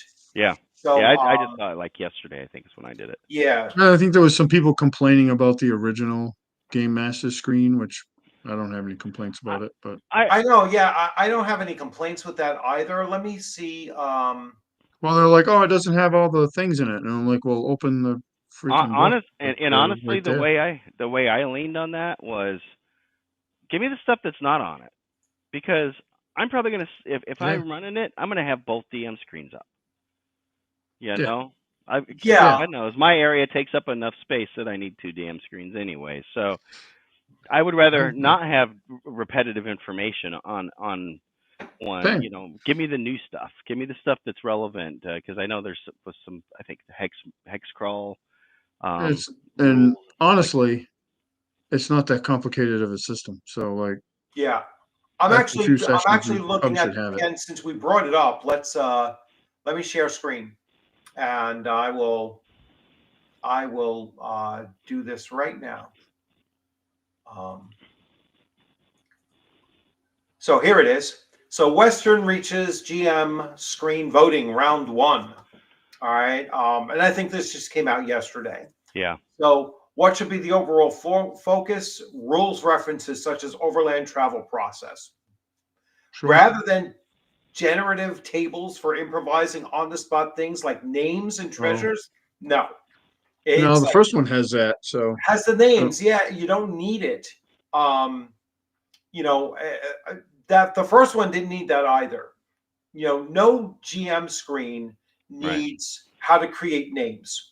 You know what I'm saying? It's like, I have books for that. I have other yeah, books for that. I kind of like it though. Like the CNC one has a list of male and female names, and I've used that a fair amount because you'll On the throw some screen? rando NPC in there that you know, and then all of a sudden the PCs think that, you know, the players are like, they latch onto that guy like unexpectedly, and they're like, oh, what's this guy's name? And I'm like, well, son of a bitch. I just look at the chart and I'm Yeah, like, yeah, I you just know, pick up something real fast. Eldrick. So should the GM, and I don't know if you guys can see how big, let me make this Yeah. bigger. All right. So I will share everyone with my choices. Is that making it bigger for you guys? Yeah, Yes. you should be able Yeah. to read You it can read now. that. So should the GM screen be completely compatible with Shadow Dark core rules, or should it include new materials found only in the Western reaches? I went with the second option on that. Yeah, include Yeah, agreed. things found Give me only in the Western. Yeah, because you'll set up both screens. Yeah. Right. I Yeah. already have the old screen, so like I Yeah. don't want stuff that's on that screen. I Yeah. want So new information. should the GM screen duplicate any of the quick reference tables and rules on the inside cover? No. No, I prefer to have those different materials on this GM screen That's what than I went. what is on the inside covers of the rule book. Yep. Right, and it's on Yeah. the inside cover. It's like open Yeah, the book it's if you like, need to look it yeah, up. so have your book open to Yep. the inside cover, and then you'll have your two screens. Yeah. I like the fact that, so let me stop sharing. So here's the inside cover, right? So here you have on the inside cover, you have your weapons, your armor, you have your basics for the gameplay, essentially. And then on the back cover, I don't know if there's on the back cover, you have your random encounters, your stat modifiers, your distance, your activity, your reactions, your languages. The languages is probably not necessary to be on there. Your XP for treasure quality, which I almost never use. I almost never use that.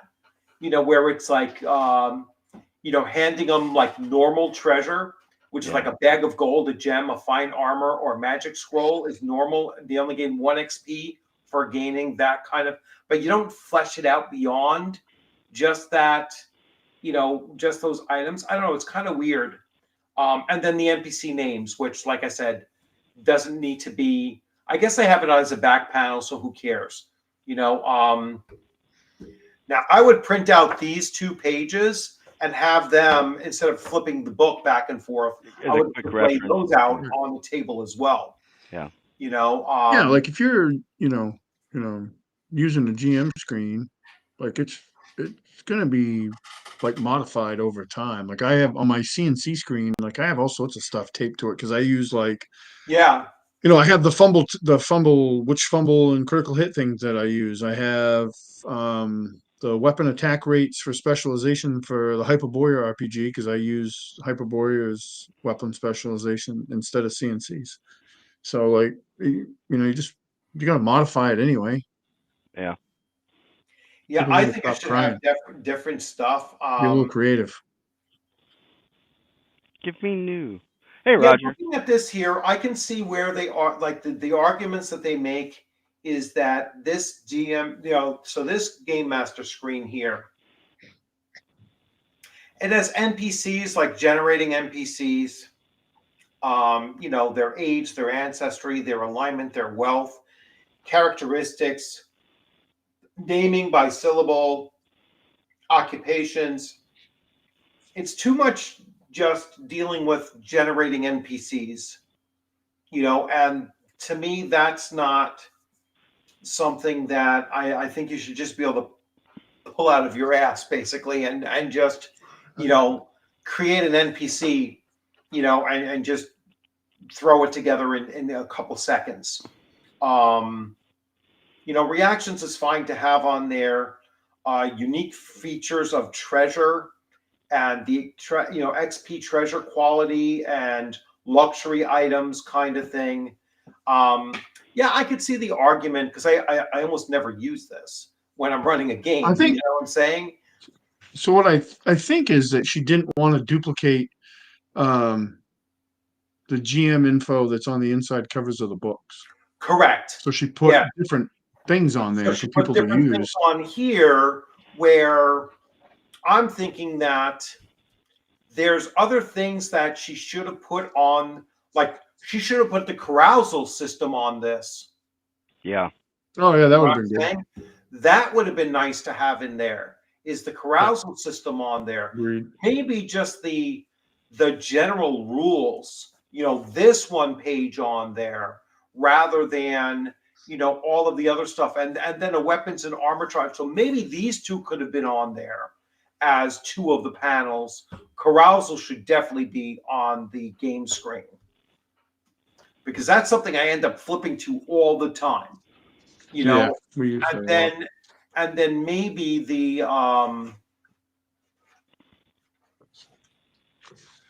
I'm trying to think of something else that they should have in there. Um, but yeah, I think those choices with creating the other one is fine. I think that will be that'll be good. If a book has too many generators or charts, I put it down. I overdose on that thanks to Nave 2. Yeah, I was going to say, well, Nave 2, that's what it's meant to do, right? Wait. Is there anything in the Nave 2 book besides table? Yeah, Nave 2 is designed to be a random generator of everything. I've made comparisons to people before about the content that you get in the Shadow Dark in the Shadow Dark Kickstarter versus the Nave 2 Kickstarter. And it's just you got so much more. You got more pages per dollar, I guess you could say, with the Shadow Dark stuff than you did with the Nave 2. Yeah. I mean, Um, I took it as a because I think I went and I got the special textured thing. I tend to do that on those things, like Dakota says. I'm a sucker for a nice cover too. yeah. I was a little underwhelmed. Maybe not necessarily disappointed, but underwhelmed about how much content I got with Nave 2.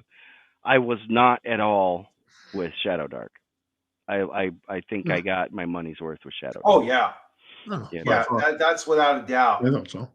Yeah. yeah. I don't have And Nave 2, so yeah, Yeah. I mean, Nave 2, where do I have it? I have it someplace on I was my good. shelf here. And Yeah, you're right. You're absolutely right. I mean, it is just table after table after table.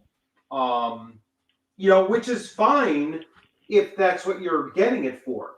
You right. know what I'm saying? And that was If my rationale. Was Yeah, okay. We'll get it for that, but I kind of was hoping for a little more because yeah. I'm not sure where I have it. Um, I yeah, I'm got my not quite sure where I have it yet. It's probably on that shelf with all my other little books, but um, yeah, it's a definite. Um, I'm glad I got it. I'm glad I got it, but I haven't put it to use yet. See, Nave 2, I think, is something that I would use when I'm building a campaign. yeah.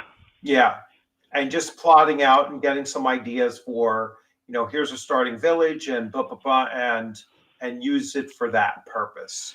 So this is what I got for Nave 2. Yeah, That's it. You see that? yeah, Okay. This is what I got for Shadow Dark. yeah, I oh, mean, you get the deluxe one. I'm jealous. yeah. I mean, what's you tell me, right? You know. yeah. So It's I mean, it's cool, but Hey, I'm waiting for the new Shadow Dark. I mean, that one is a beast of stuff you get in that. yeah. I mean, Yeah. you do get these three little campaigns, the zines. I think those came with that one doesn't like it because there's green in it, but you got these three, which is cool. Little campaign zines or whatever you want to call them. He calls them one-page adventures, and that's cool. And that's I'm not knocking him, but yeah, like I mean, that's that's Nave too. Right. Pick a table, any table, So you're exactly right, Richard. That's Yeah. exactly what I would use this for. Is for rolling for tables, and that was my rationale. And maybe I'll use the little campaigns for something or other. Most likely, I'll play it with in CNC or under Shadow Dark. That's what I'm probably going to use that stuff for. Right. You know, the Shadow Dark books. I mean, it's just, you know, I was happy. I was like, Yeah. and she was very responsive. Let me hold on a second. I'll go grab you because I actually have 2 copies of the black one, and I'll show you why. Of Well, the I'm about to give my niece my only copy of the green one. I wish I'd got the green one. Yeah. Well, I'm I about to had give a chance, it. and So, I didn't but get it. I'm glad because you know what? I asked Kelsey when I met her. I was like, because I showed her both. I was like, all right, I have both of these. I yeah said, which one are you going to autograph and have me give to my niece? And she literally sat there like, probably thinking, and she even at the moment said, like, she says, whichever one, I'll send you another copy. And I was like, no, you don't have to do that. I was like, and I should have actually, but I was like, yeah. which one do you want me to send to my niece? And so she said, all right, that one. Now, I don't know if this has more in it than this.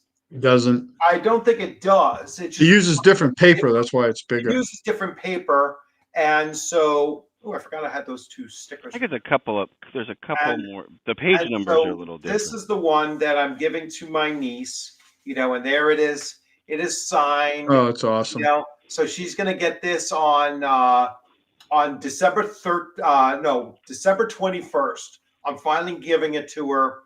I'm gonna probably end up, although looking at this, I was gonna give this to her, but if it's gonna be a different but I don't even use this practically. I mean, I just put it on my table. I'll probably end up buying another one of these just to give her that along with, the book itself and say, all right, you got these 2 things here. I think in my Kickstarter, I'm getting a slipcase of all of the Elder Scrolls, no, all First of the scrolls. Curse Scrolls. And so I'm going to probably give her the other ones. Oh, somebody just pinged. Let me let Paul in. Hey, Paul. Hey, what's up? I'm going to probably give her my old copies of the Curse Scrolls because I'm getting the Curse Scrolls in a slipcase with the new Kickstarter. Oh yeah. Yeah. So yeah, this is the Kickstarter I'm getting. Not that I'm gloating, but I will gloat a little bit. See here what happened to mine. Oof. This is the first one I received. You could see Let's the. see. Oh boy. Would You got UPS run run over that by a over? truck. Yeah. I think the box was a little damaged too. I think it was a forklift. Yeah, probably pierced Oh, the stabbed box. with a Yeah. And forklift. you could see how it, I got pages that are, and it was worse. I tried to straighten them out, but that's about as good as I could get it. And I'm like, you know what? That's a good table copy. But I Yeah, I players reached out beat the hell out of it. and she like instantly, she's like, oh, we can't have that. Let me ship you another one. I'm like, you want this one back? She's like, no. Yeah. No, nobody takes it doesn't cost Nobody takes stuff back. it's so not cost effective for them to take something back. Right. I'm saying Right. it's like I even had that with on Amazon. The seller sent me the wrong cover of my DMG, my AD&D first edition DMG. Mhm. I was like, I wanted all of the Easley covers, and he sent me the original cover. And it was a little bit rough and everything like that. He was like, you know what? I'm just going to reimburse you. I says, do you want me to send it back? He says, no, you keep it. So I I was had like, that okay. happen So I just kept with it. a seller through Amazon. I was buying Warhammer second edition stuff, and they sent me the wrong book. And I Yeah. reached out to them, and they got right back to me, and they were like, "Oh, yep, that's our mistake." And then they were like, "No, just keep that book we sent you." Yeah. Let it So back. this is the Kickstarter that I backed. So this Yeah, is it the looks like the one. one I backed.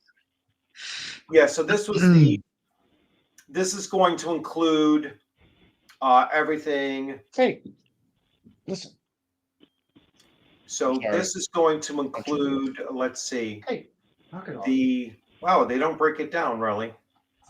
But anyway, Nice. it's why doesn't it include a breakdown?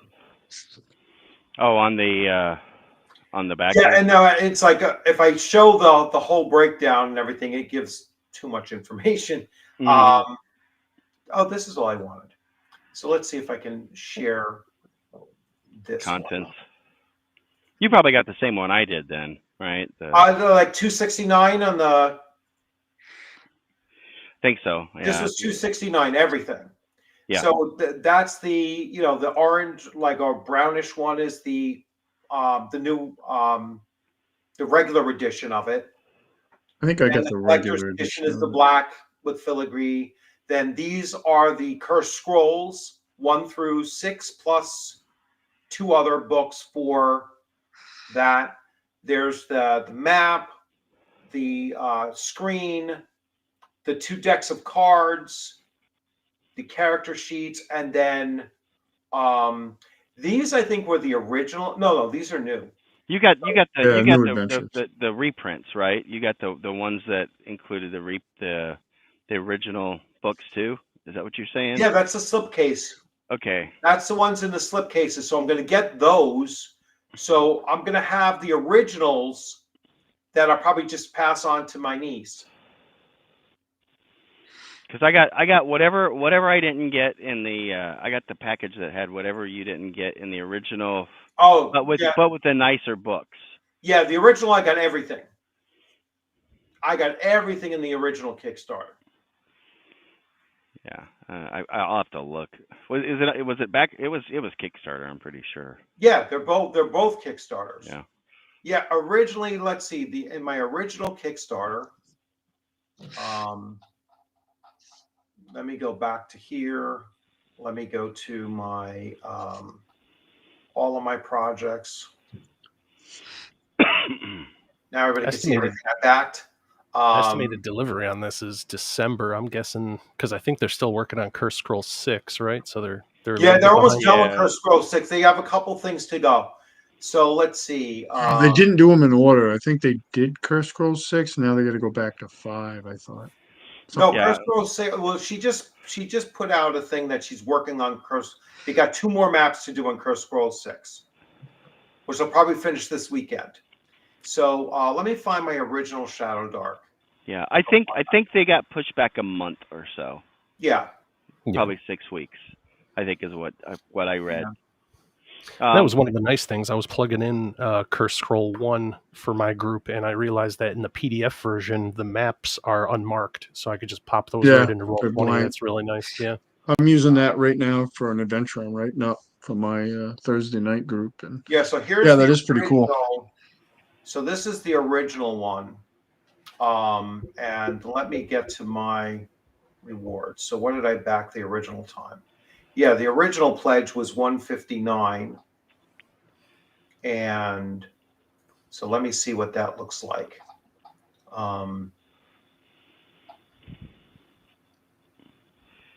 That is. I'm guessing the slipcase and the 3 mini adventures is what you were. Yeah, the slipcase is what's added in to the. Yeah, the slipcase. So this is the 159 of the original. So let's show that and do this and share. So this is the black core book, the green, Curse Scrolls 1, 2, and 3, the screen, the 10 or 12 character pre-gen characters, and then there were 8 pre-gen characters, and there were mini adventures, 3 mini adventures. I think that increased. There's more mini adventures than just 3. I believe there's like 6 of them, because there were additional stretch goals that came out. The 249. I forget what the 249 included that I didn't already get. It's got 4 players handbooks instead of 1. Oh, is that? Oh, so that's like That's like a. Oh yeah, that's what it does. Yeah, it's like for a whole table. Yeah. Well, I've got a spare because thanks to some errant forklift driver. Yeah. Yeah. So I have 3 books already. I've got the green one, and then I've got the black one that was the replacement, and then the black one that I'm like, yeah, you guys can use this one. I went for the 149 one. I think that's what I did. Yeah. So, like I said, like some of it is duplicated in the new one. So I'm going to, like I said, pass those on to my niece. She's very excited about getting anything. She's the one that I gave all my 5e stuff to. That's great. How old is she? Is she still gaming, Rich? Oh yeah, no, she's still gaming. That's awesome. Yeah, and she works for an anime company. She's a producer. Oh, you've said that. For an anime company down in Atlanta. Okay, so she's down my way. Yeah. Yeah. She works for. Let me pull that up. Yeah, I got the premium slipcase set. Is what I. Yeah, I did the 229 one as well. It's too late to change my mind. Yeah, it's beyond the point of no return. But that's okay.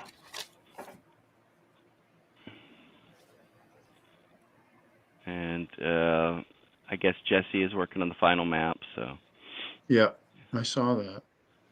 My reward. Yeah, I don't think it's going to be. I mean, unless they run into some logistical stuff, it shouldn't be too delayed. I mean, I'm waiting longer for other things. Dolmenwood. I suspect there may be, when they're ready to fulfill, there may be the option to go back and add some of the items, but that's all right. They didn't ship Dolmenwood to you yet? Because I saw that on store shelves already. Yeah, it wouldn't surprise me. Nope, I have not got my ship notice. And the last update I got said that they were all going to be out last month. So, wow. Waiting. Yeah, they lost a lot of goodwill with that Kickstarter, I think. Yep. I would not back another couple of Kickstarter people. I think didn't I think Joe the lawyer got his, didn't he? He did. Yeah. Roger got his, but I'm eyeballing it. What did he get? It, so what did they? His Dolmenwood Kickstarter. Oh. Yeah, I'm waiting for the next book, or the last in the series of books from Robert Conley. So Rob Conley's series. Yeah. He's a great guy to interview too, man. I had. Oh him. Yeah. He's an awesome guy to interview, and I haven't had a chance to. I mean, I met him on 2 occasions, but I haven't played in one of his games yet. I thought you played with him last year at ShireCon. You played with him. I think you did. Oh, did I? Yeah. Oh, yes, I did. You're right. I did play it with him last year. I was 2 years ago. Yeah. There. You know why I didn't go with the 229 one? Because Kickstarter didn't have the pay over time thing yet. I see. And that helps. Let's put it that way. No, it's like when I see ones now that it's like, oh, you can pay over 4 payments, and I'm like, awesome. So back that's what maybe back Burrows and Borderlands. Okay. I was like, hey, I'll pay $15 over 6 months. Yeah. You won't feel that. More that option. Then I jumped on that. Yeah. So the Arduin Kickstarter did not have that option, and I had mentioned it to the guys, to Dave and George. Yeah. And they're like, yeah, we didn't even know that was an option. And once you set it up, you can't change it, I guess. So yeah. Once it's submitted and it's active. Now, I did mention to him when I was talking to him to set up, talking to him about some stuff, that BackerKit has the option to pay 4 payments, and I said, I know the Trollord guys have switched to BackerKit because the guys at BackerKit bend over backwards to help them. Yeah. Kickstarter, it's such a, you know, the 800-pound gorilla that no, once you do anything, that's it. And I know like they've had to do a couple of things with BackerKit where they've had to make a couple of changes here or there. I think Chuck maybe is the one that usually does that for their Kickstarters. But yeah, it helps. It helps being able to, you know, and I know for me that was the choice between going with the cheaper option or going all in, you know, as it were. So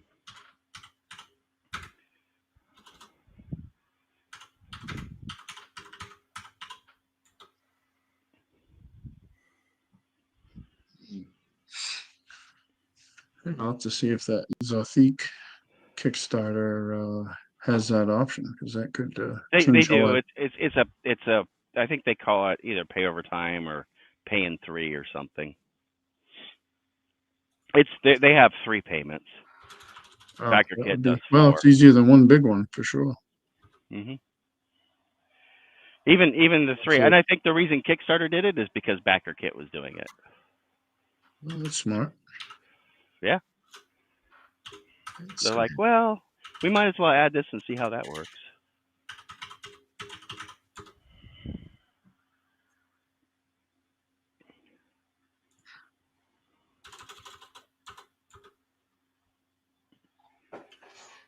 So anyway, Let's look at that. yeah, I was just looking up different things. Yeah, that's another game, a system I got to talk more about. You know, is Rob Connolly's system as well.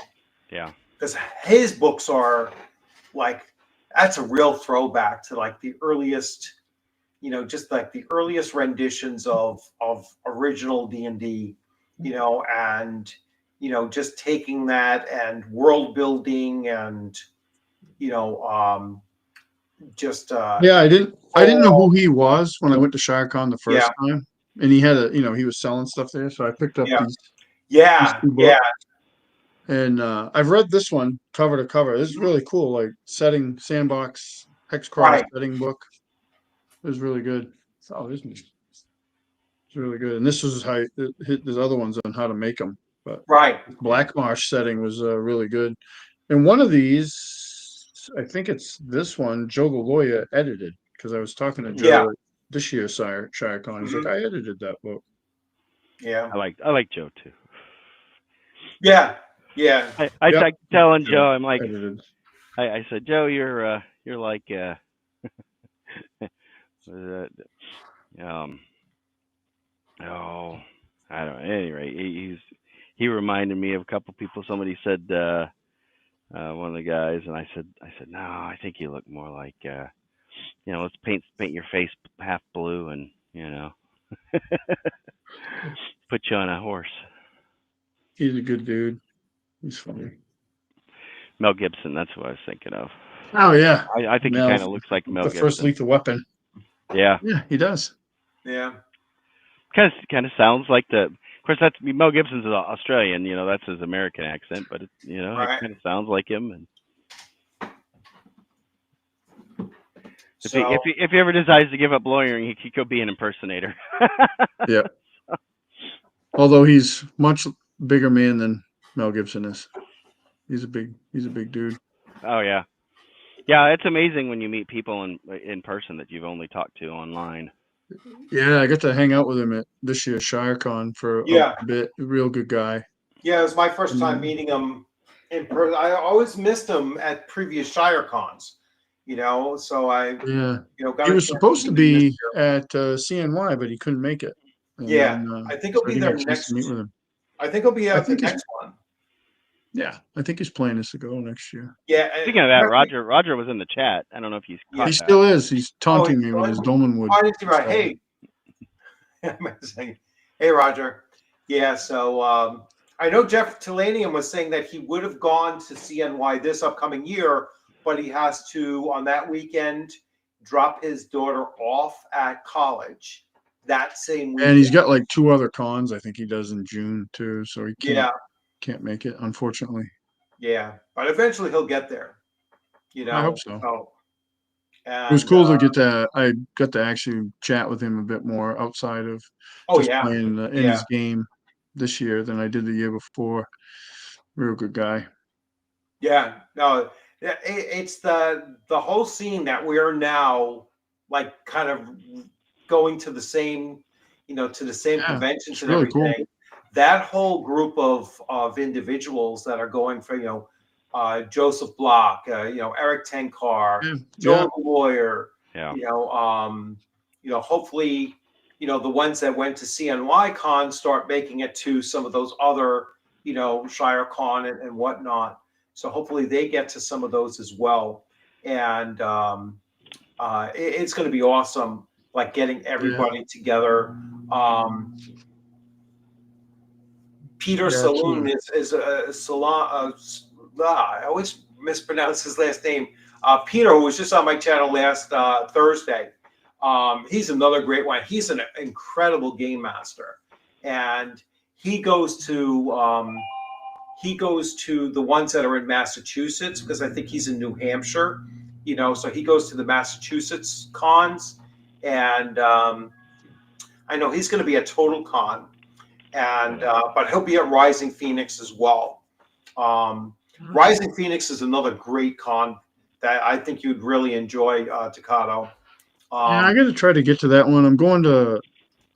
I probably won't make it this year because I'm going to OSR Con, which is in Yeah, the same Where's month. that at? So OSR Con is in Mass, Massachusetts. 2 hours from You my guys house. have a whole bunch of stuff up there in New England, man.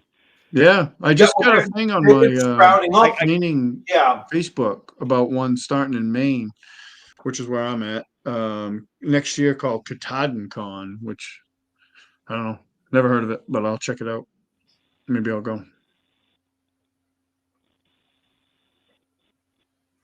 I'm not going to either of those two. Once I get into November, December, my weekends just evaporate. Family and all. Yeah, it's Yeah. like It's 'tis the season. yeah, once we get into those and everything like that, it's like my next con will be in April. Um, so I've heard a lot about Mepicom. That's supposed to be a really good con. Um, FlagCon I've never heard of, Roger. Um, but yeah, MEP is supposed to be really cool. Historicon is primarily that's in either Jersey or Pennsylvania. I think it might be Jersey, and but that's mostly miniatures. That's mostly miniature What? wargaming. Yeah. Well, I like I said, I had a blast with the guys yesterday. Roger and Griff Morgan from Arnicon, and then we had Don Samora from I'm sure you guys WizardCon. Yeah. WizardCon, yeah. And I did talk to Tom, but unfortunately he had I guess he's a volunteer firefighter, Yeah. and he actually had training all day. He's like, oh yeah, I'd love to. So Mm. maybe I'll get him on.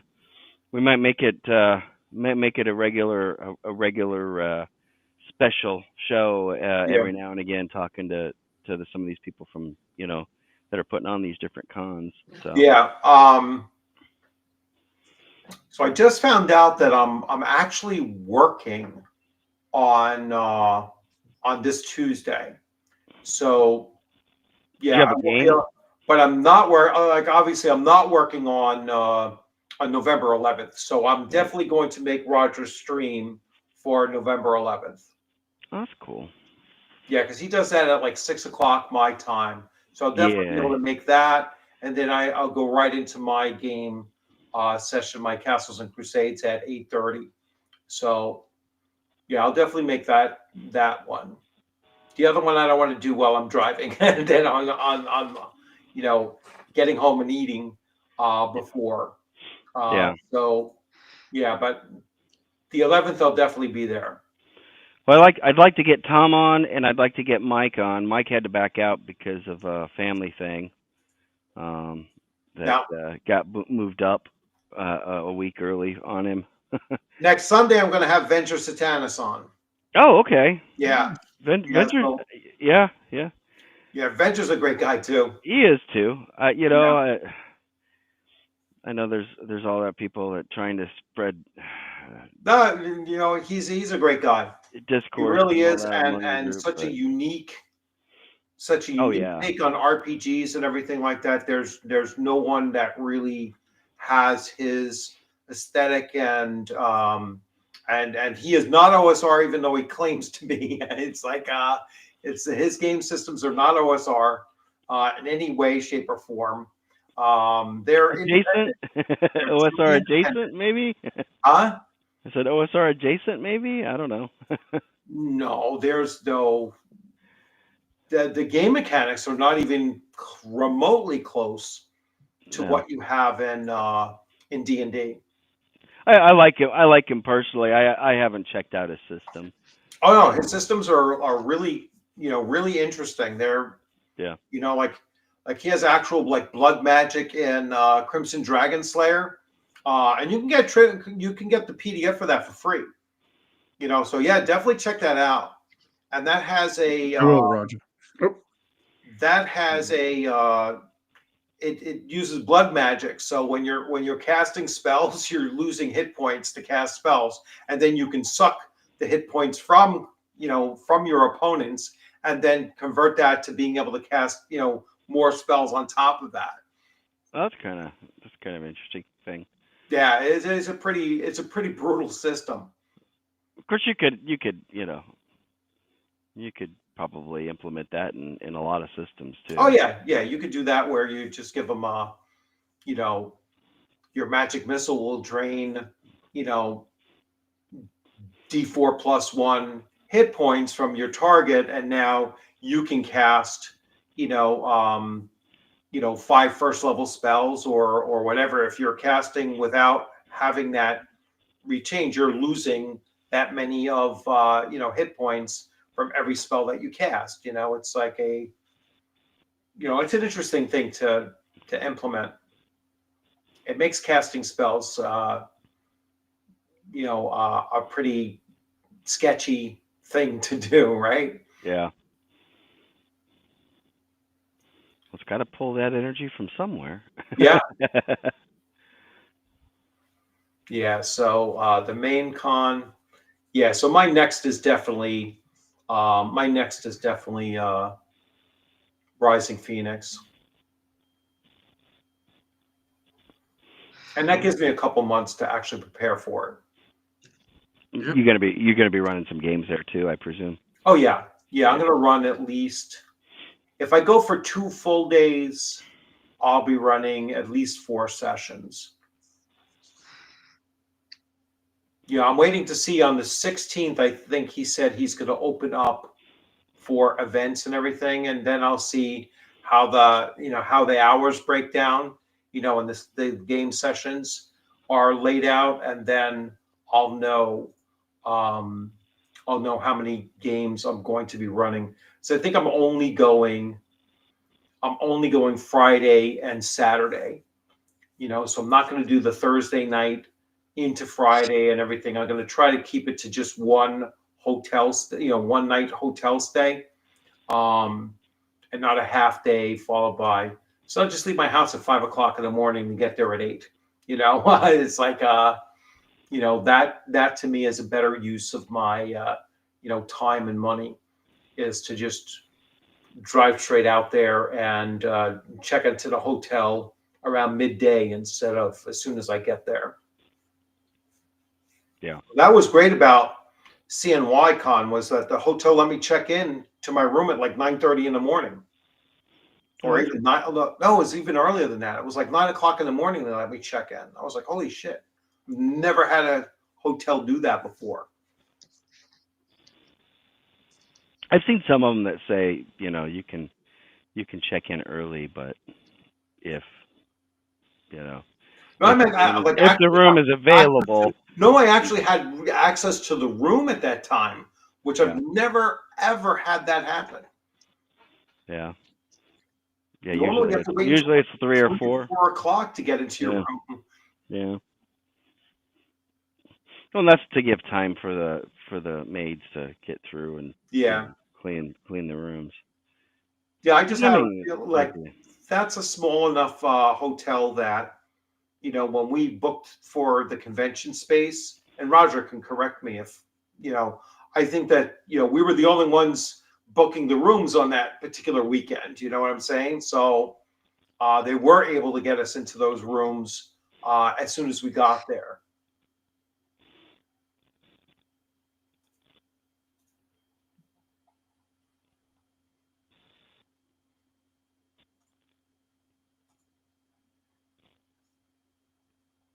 But anyway, oh, my wife and kids just got back home again. Yeah, my wife has to get up here in about a half hour. Yeah, I'm going to actually wrap this thing up. So I want to thank everybody for coming on in. An interesting topic. It was kind of like something I kind of threw together. So great input on everyone, from everyone. And yeah, I mean, at some point, I guess the OSR is going to run out of new ideas or whatever, or innovations. I've seen a lot of people saying that they wish that people would focus more, and I think we even saw a comment about that on material settings and stuff like that for OSR instead of trying to reinvent the OSR wheel again. Yeah, it's like like just take the. I mean, some do. I mean, there's tons of stuff for like basic fantasy. Yeah. I mean, he has supplements and everything like that. I guess Shadow Dark is getting to the point where they're going to start, with their new Kickstarter and everything, and they're doing those zines. I mean, obviously, whether, I mean, Trollor Games puts out a lot of stuff too, supplementals and support things for them as well. So some of the companies, they do a pretty good job, or publishers, I should say, they do a very good job of putting out supplements for their stuff. DCC puts out tons and tons of stuff. Oh yeah. So I think they all put out a lot of stuff. Yeah, maybe some settings and everything like that. Doing some settings. I don't know if Greg Gillespie is putting out a setting book for Dragon Slayer, or how much. I haven't dug deep into that. Hyperborea is both a setting and a rule set. You know what I'm saying? Yeah, I mean, he built the system around the setting. So. Yeah, he built the system around the setting, so that's kind of in there already. It's already kind of cooked into the book. His next thing is the Chromarium. Yeah. Book or box set, book. like fleshing. Yeah. So I talked to him about it at ShireCon. He's not sure yet. He was thinking box set, but he's still not 100%.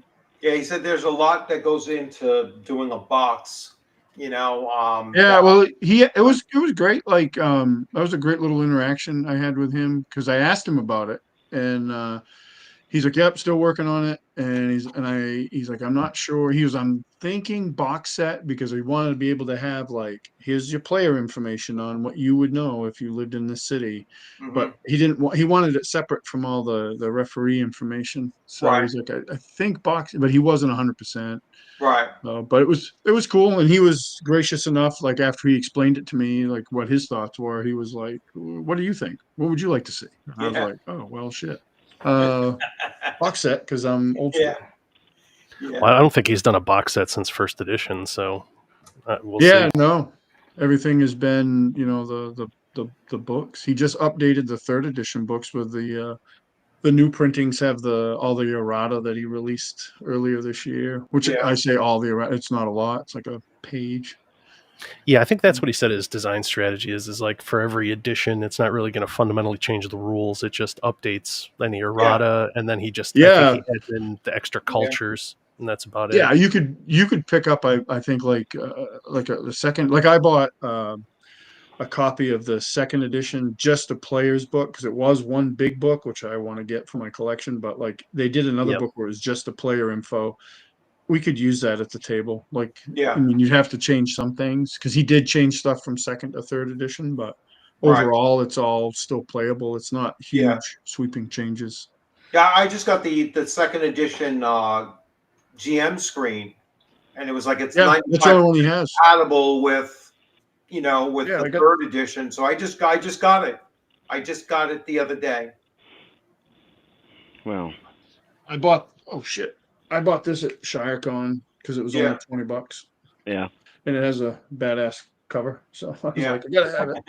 And yeah, you could play this, no problem. That's my character. I want to get the one that he did that's like the big fat one for no other reason than just want to collect it. Had a folded map in it too. It was pretty thick. That's the next thing I gotta probably pick up is Hyperborea, because I've seen a couple of interviews with Talanian, and I'm like, oh man.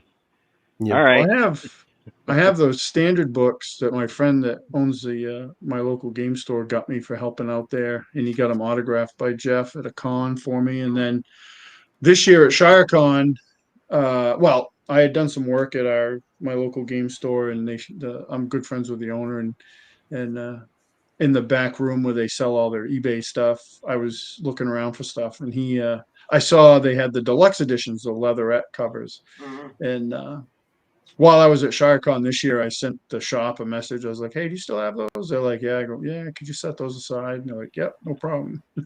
So when I got home from ShireCon this year, I went over there and bought those. Yeah. So they're nice. Look at nice. And those are not going to reprint, so I wanted to get a copy of them. Yeah.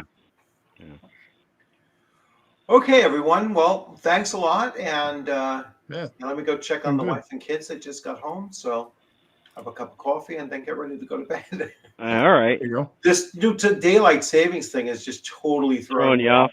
It was dark at 5 o'clock. It feels like it's 10:30, and but it's only 9:30. My clock up here says 10:20. Yeah, no, I still got to fix my clocks too. Takes some adjusting. I just got to be careful because the one right next to it has UTC on it. Yeah. And so I want to and they're identical clocks, and I got a remote for them, so I got to change just the one, not the other one. Yeah. UTC doesn't change. That's the official time of the planet. Yeah. Zulu time is what we also call it.